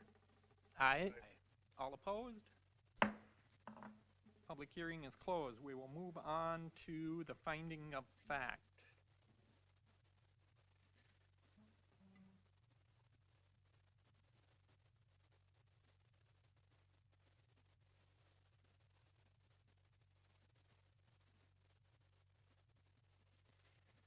Question number 1. The proposed use is allowed in the zoning district in which the subject property is located. And I'm going to again refer to staff before I make a decision here, but my take on this is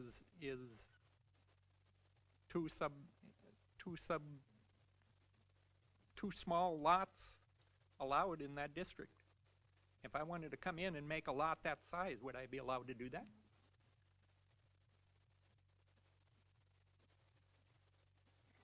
Mr. Chair, your question is whether or not you wanted to come in and split 2 lots of this size?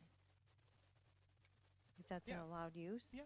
Would it be allowed? Obviously not, or we wouldn't be here. Correct. You'd answer yes. So then it's not. Then I have to answer number 1 is no. It wouldn't be allowed in that zoning district.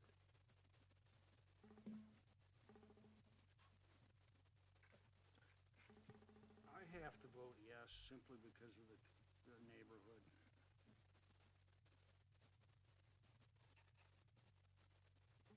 John? I'm gonna defer to Dave first. He's, can see he's smoking out of the ears here. He's got a good response here, so. Well, Mr. Chair, and I know we closed the public hearing, but I do have a question for staff, I guess. Go So ahead. what? Yep. So, why would, if the township is okay with, this pipe or whatever going under the township road, to an area where presumably it's further away from the lake, why would they be opposed to that? What would make that, what would their opposition be, or why would that be a problem for the state to, if the township agrees to it, to be like, why is that a problem? Mr. Chair, Member Bentrude, the county cannot prescribe that these systems be placed outside of the parcel boundaries. Right, but it sounds like we have a viable solution, presumably that, and maybe they haven't ruled on this particular lot yet, but they've got a history of it. There would be a reasonable alternative that would be highly likely, and indeed provide an adequate drain field or mound or whatever system is ultimately put in. So I guess my question is narrowly focused to something, we're saying the DNR, the state, would be opposed to this pipe under the township road to a drain field. Why?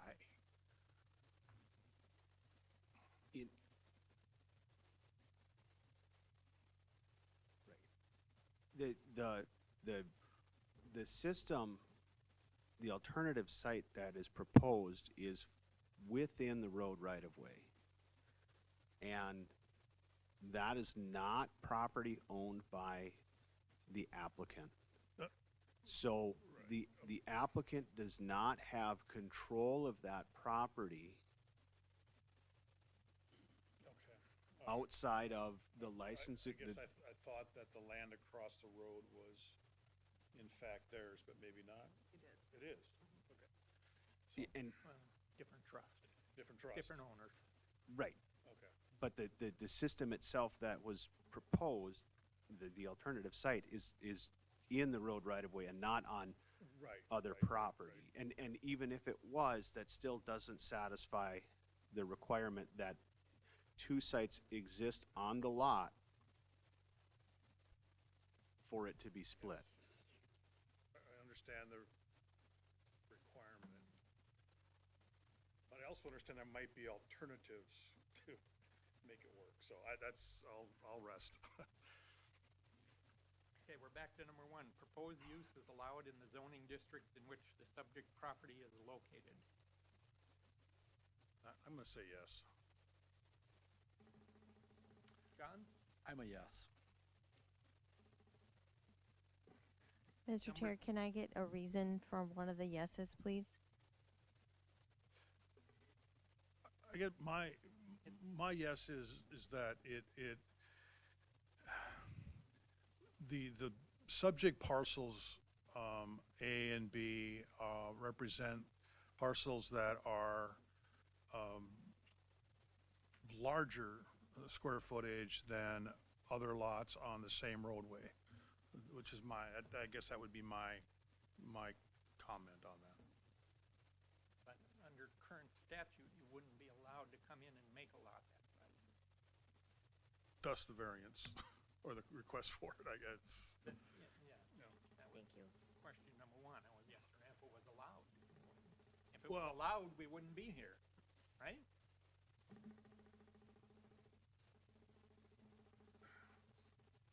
Number 2, the variance will be in harmony with the general purposes and intents of the official control. any related ordinances? Yes or no?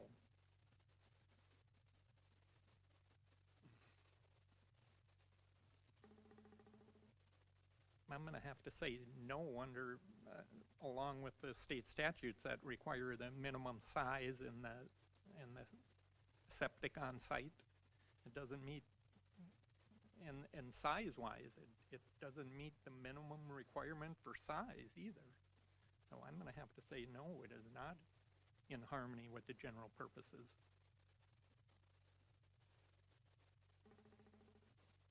Mr. Chair, I'm a yes on living goals number 4. Encourage new homes to be constructed in a sustainable manner. Yada, yada.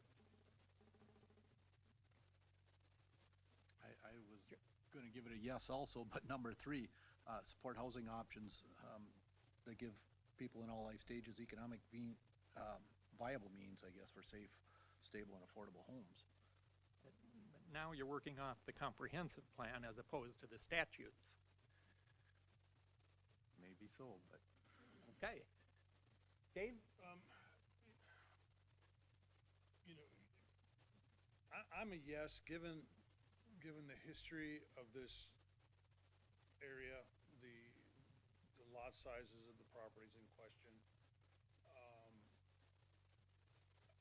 I do think there are alternatives to make this work. Maybe that's beyond what our focus should be tonight, but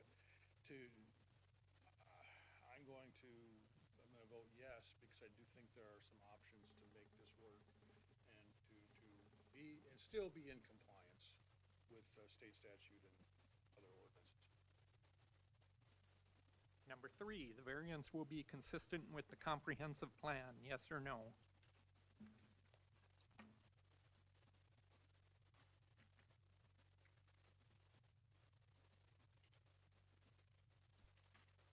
Mr. Chair, I would say yes.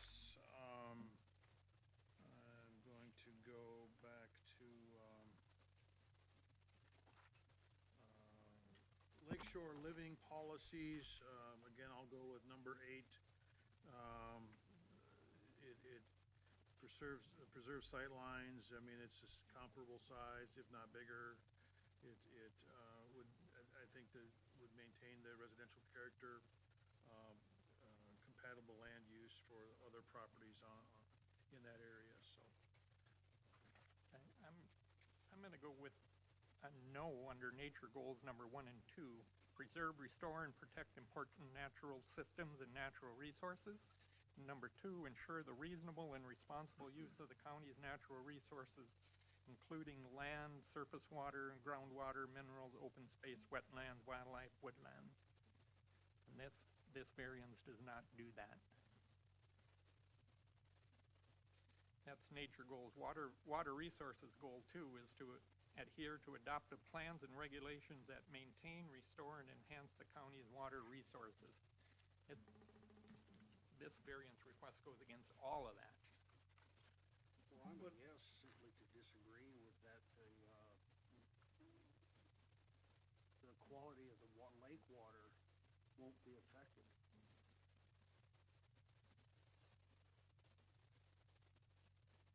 And 2 is where I struggle, because I would disagree with that and say yes, because I think there are options to protect the water systems that are there, and so yeah. Mike, you were a yes? I was a yes. And John? I'm a yes. I'm going to hang my hat on living goals number 3 again there. I mean, if they were all 40,000 square foot lots, there'd only be millionaires living on the lakes. That would not be affordable for. So I'm going living goal number 3.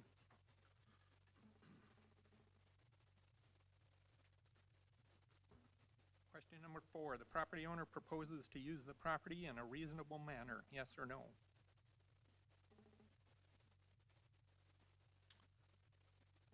Mr. Chair, it sounds like they have desire to build, obviously, have separate lots, and ultimately, I don't know how many square footage it'll be, but it sounded like it would be, reasonable and conforming to the area, so. I'm a yes with Lakeshore Living Policies number 8. I'm a yes also. It's reasonable with, given the neighboring properties, it's very similar in And in nature. general principle, I'll be a yes also. The plight of the landowner is due to circumstances unique to the property, not created by the landowner. I'm gonna have to go with no. They're the ones that put the property together, or bought the property and put them in the same ownership name.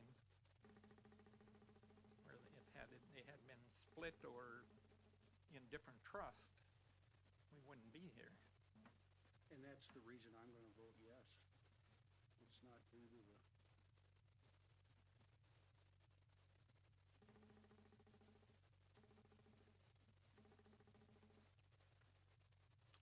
I will, yes also. And I'm a yes. John? And Mr. Chair, I'm sorry, I might have missed the reason for the yes. Did that come from you, Mike? it's the opposite of his argument that. Why he don't you was talking restate it about, for me for the record, please? He was by not splitting the lots, will protect the lake. And that's, in my mind, not true. So splitting the lots would protect the lake is the opposite. Wouldn't have any effect. Will not have an effect. Okay, thank you.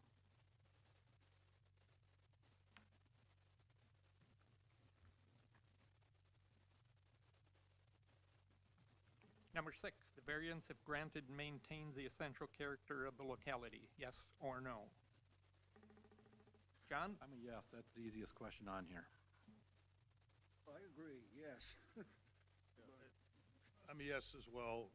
The lots would be comparable to the others that are in the area.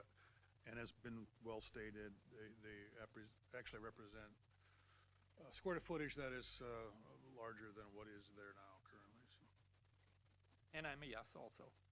Number 7, the need for the variance involves more than economic considerations, yes or no? I'm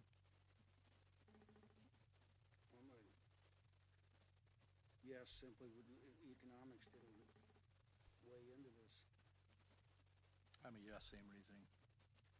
I'm a yes as well. Just sounds like the family wants to be able to divide things, but yet be a part of the community and neighborhood out there. And yes. I'm a yes also. Staff?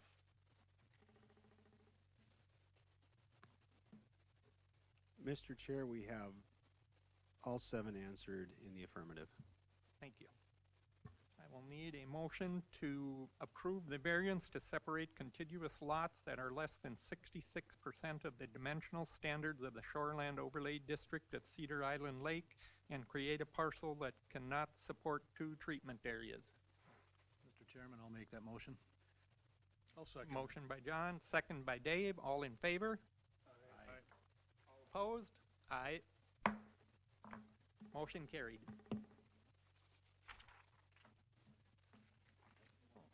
Thank you. What do we got left? That one done, that one done. We got this one.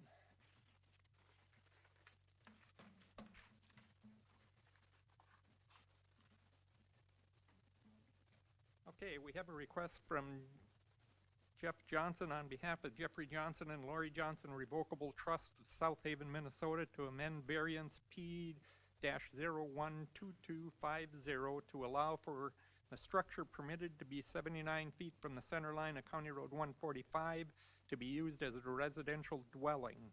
Said variance allowed for a residential accessory structure to be 79 feet from the center line of County Road 145. Affected property is Lot 1, Block 1, JCU BED Edition, Section 3, Township 122 North, Range 27 West. Property address is 19564 County Road 145, Clearwater, Minnesota. Site visits. John? Yes. Mike? Yes. I was a no. Dave? Yes. Staff report? Thank you, Mr. Chair. Again, just a brief on the request. The request is to amend a variance that, in the variance, it was stated that the structure was an accessory structure to be 79 feet from the center line of County Road 145. The applicant would like this to be a dwelling. So in order to move forward with that, we need to make an amendment. Some background, the applicants acquired the property in 2017. There's an existing septic system on the property that was permitted and installed in 2006. The system was certified compliant in 2018. The property is zoned R5. History on the property: in 2019, the Stearns County Board of Adjustment granted a variance to construct a residential accessory structure 79 feet from the center line of County Road 145, which is classified as a major collector. The applicant is proposing to convert the accessory structure to a residential dwelling unit. The setback to County Road 145 for an accessory structure and a residential dwelling unit are the same. It is a 100-foot setback required. The septic system is sized for 4 bedrooms. Linden Township, Stearns County Highway Department, and property owners within 500 feet have been notified. And we did not get, the Highway Department said no comment on the request, so they had no comment. And that's all I have. Applicants, please Jeff identify yourself and your address. Johnson, 16055 62nd Street Northwest, South Haven, Minnesota, 55382. Sam DeLeo, criminal solicitor name, 151174. Thank you. Go ahead. Well, the main reason for my request is that I need to have a dwelling in order to build another accessory building on the property. And I talked to the township back in the end of February, and they said I could just apply on one application to build a new accessory structure, and I would have to also have a building permit to change the use from this building to a dwelling. So I said, okay, well then we got things going on, and my contractor didn't apply for it right away. Well, then when he did apply for it, then all of a sudden I got a call from the township saying, well, you need to get a new variance for your setback from the county road. So that's why we're here. So what's your plan for it? Are you just changing a variance, or are you changing the use of it? Well, I'm changing the use of it. You're going to live there. Well, I'm not gonna live there. I mean, we use the building for family gatherings and things like that, and we replatted, originally that was an 1.5 acre parcel where the building is there, and last year I replatted, and I also have land that was surrounding the 1.5 acres, which is just under 30 acres total. So last year I replatted it so my sons could build homes out there on the farm. So now there's 3 parcels. And how many of them do you own? I own all of them Okay. currently. And all of those 3 lots are buildable? Yes. So what was there before you got the variance to put up that? There was a condemned house there. Okay. I don't remember it, but Well, it was kind of a strange situation. The guy that owned it before was renting this house, and then the county made him put in a new septic system, and about a month or so later they came out and slapped a condemned sticker on the house. So then he ended up selling it to me. I bought the farm around it was for sale, and I talked to my realtor. She said, well, I'll talk to this guy and see if he'll sell you this, because I didn't want to buy the farm with a condemned house sitting there. So he ended up selling it to me as well. Mr. Chair, I have a question for the applicant. At the site visit, there's like some excavation equipment parked at the lot there. Is that part of your business, or is that a? That's my stuff, yes. I used to be in the mining business, but I sold that business about a year and a half ago. So it's, a business is not gonna be run out of this No, site then, right? no. Okay.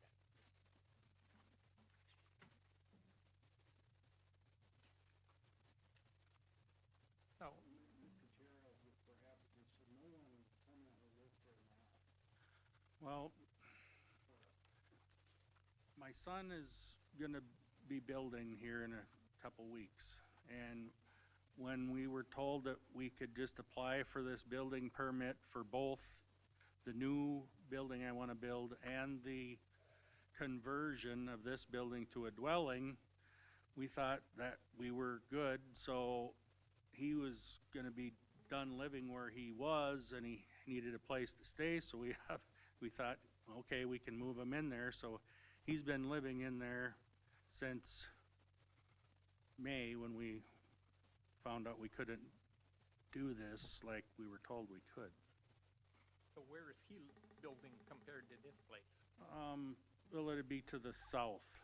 I don't think we have a, And does he own that, or is that still in your name? I transferred it to him.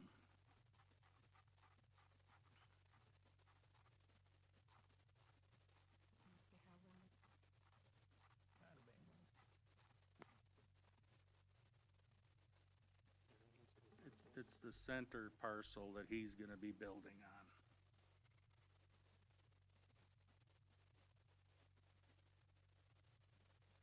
And that my other son is gonna get the other parcel, so, to the south of that. Yes. Mr. Chair, we do have a parcel under Jacob Johnson just to the south of this lot in question. I don't know if you can read that. Okay, so the ownership has changed since this map was made, because I have the current map up and it's under a Jacob Johnson.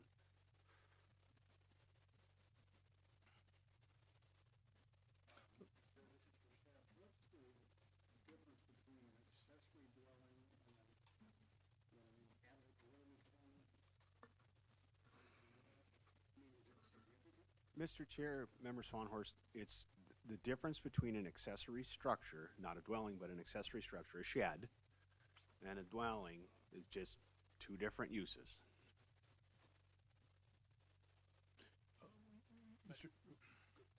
Go ahead.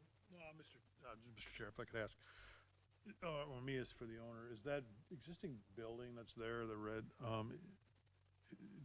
is there plumbing in there? Is there a drain field and all that stuff? There's 2 bathrooms and a kitchen and a space for a bedroom, so. Okay. Laundry room. Okay. For staff, is that acceptable in an accessory structure? Having living quarters and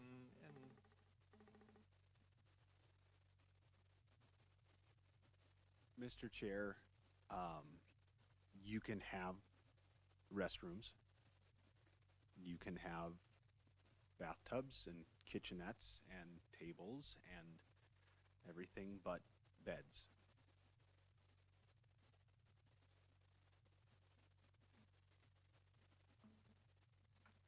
I have a final question, and it's probably not pertinent, but it's gonna get my curiosity.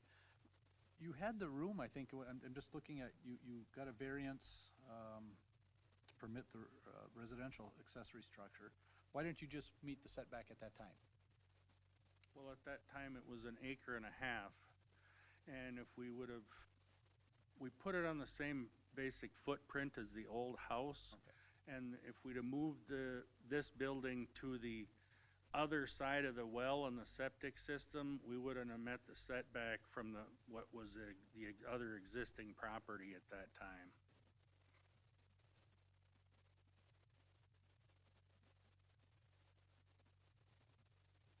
any other questions? Anything else you'd like to add? No, thanks. Is there anyone in the audience that wishes to speak on this request? Is there anyone in the audience that wishes to speak on this request? Anyone in the audience that wishes to speak on this request? Not seeing any, I need a motion to close the public hearing. Mr. Chair, if I could ask one question of staff, just to clarify the, I think they call them shouse, right? You know, what would have to happen for this to be, Ken, you said something about not having beds, or is this particular property just not conducive to make it a dwelling? Mr. Chair, Member Bentrude, if the variance is granted tonight, for the purposes of Stearns County, it can be considered a dwelling.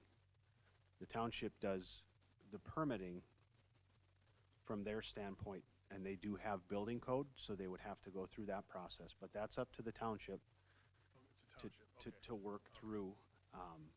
As far as shouses are concerned, and this is something that has changed since their original application for the shed, we did have a provision in ordinance that did not allow for the cumulative living, or the garage space to be greater than the footprint of the living space. Okay. And that has been removed. Now, some townships still maintain that, but that has been removed from Stearns County ordinance as of 3 years ago, 4 years ago. So that's not a consideration anymore for us. But at the time when the Johnsons originally applied, that may have been part of the conversation. I wasn't at that meeting. All right. Yeah. Thank you. I was just curious. Mm-hmm. No other questions? I'll need a motion to close the public hearing. I'll second it. Motion by Dave, second by John. All in favor?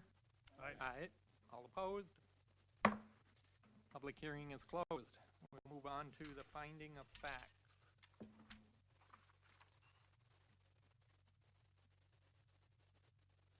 The variance request is to amend variance P-011012250 to allow for the structure permitted to be 79 feet from the center line of County Road 145 to be used as a residential dwelling. Said variance allowed for a residential accessory structure to be 79 feet from the center line of County Road 145. The proposed use is allowed in the zoning district in which the subject property is located. Yes or no? Yes. Yes. Residential dwellings are allowed in R5 zoning. Granted the variance once. Mike, John, and I are yeses. Dave? Yes, I'm a yes, for the same reason. Number 2, the variance will be in harmony with the general purposes and intents of the official controls and any related ordinances. Yes or no?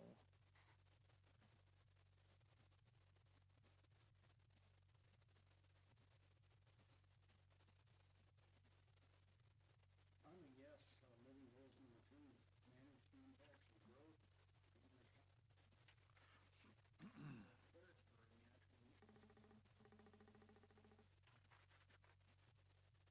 I'm a yes.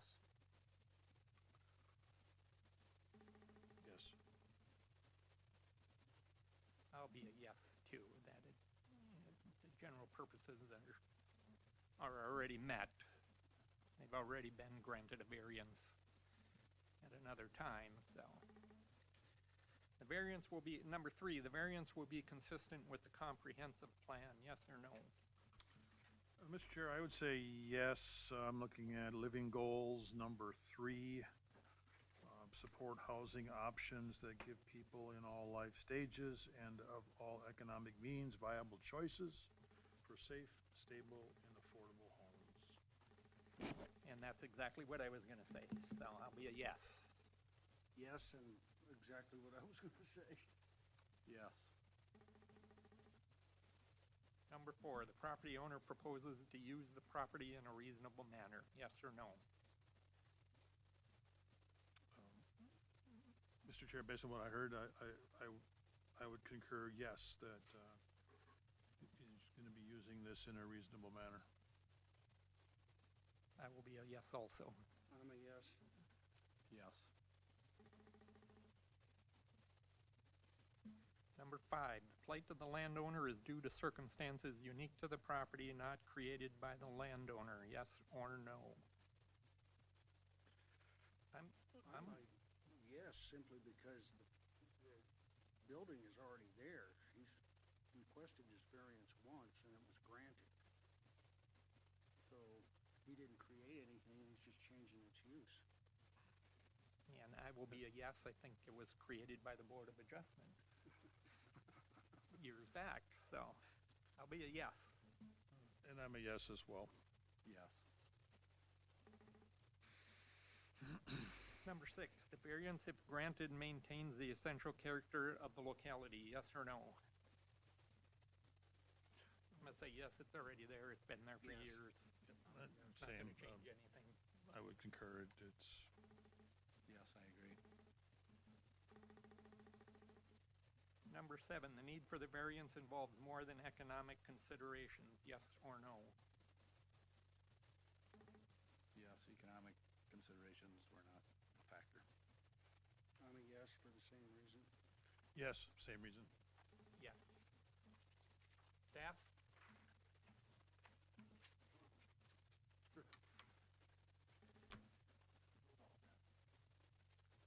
I will need a motion to amend variance P-012250 to allow for the structure permitted to be 79 feet from the center line of County Road 145 to be used as a residential dwelling. Said ordinance allowed for a residential accessory structure to be 79 feet from the center line of County Road 145. I'll make that motion. Motion by Mike, I'll second it. seconded by John. All in favor? Aye. Opposed?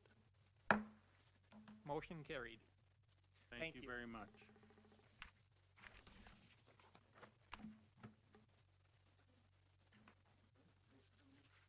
Okay.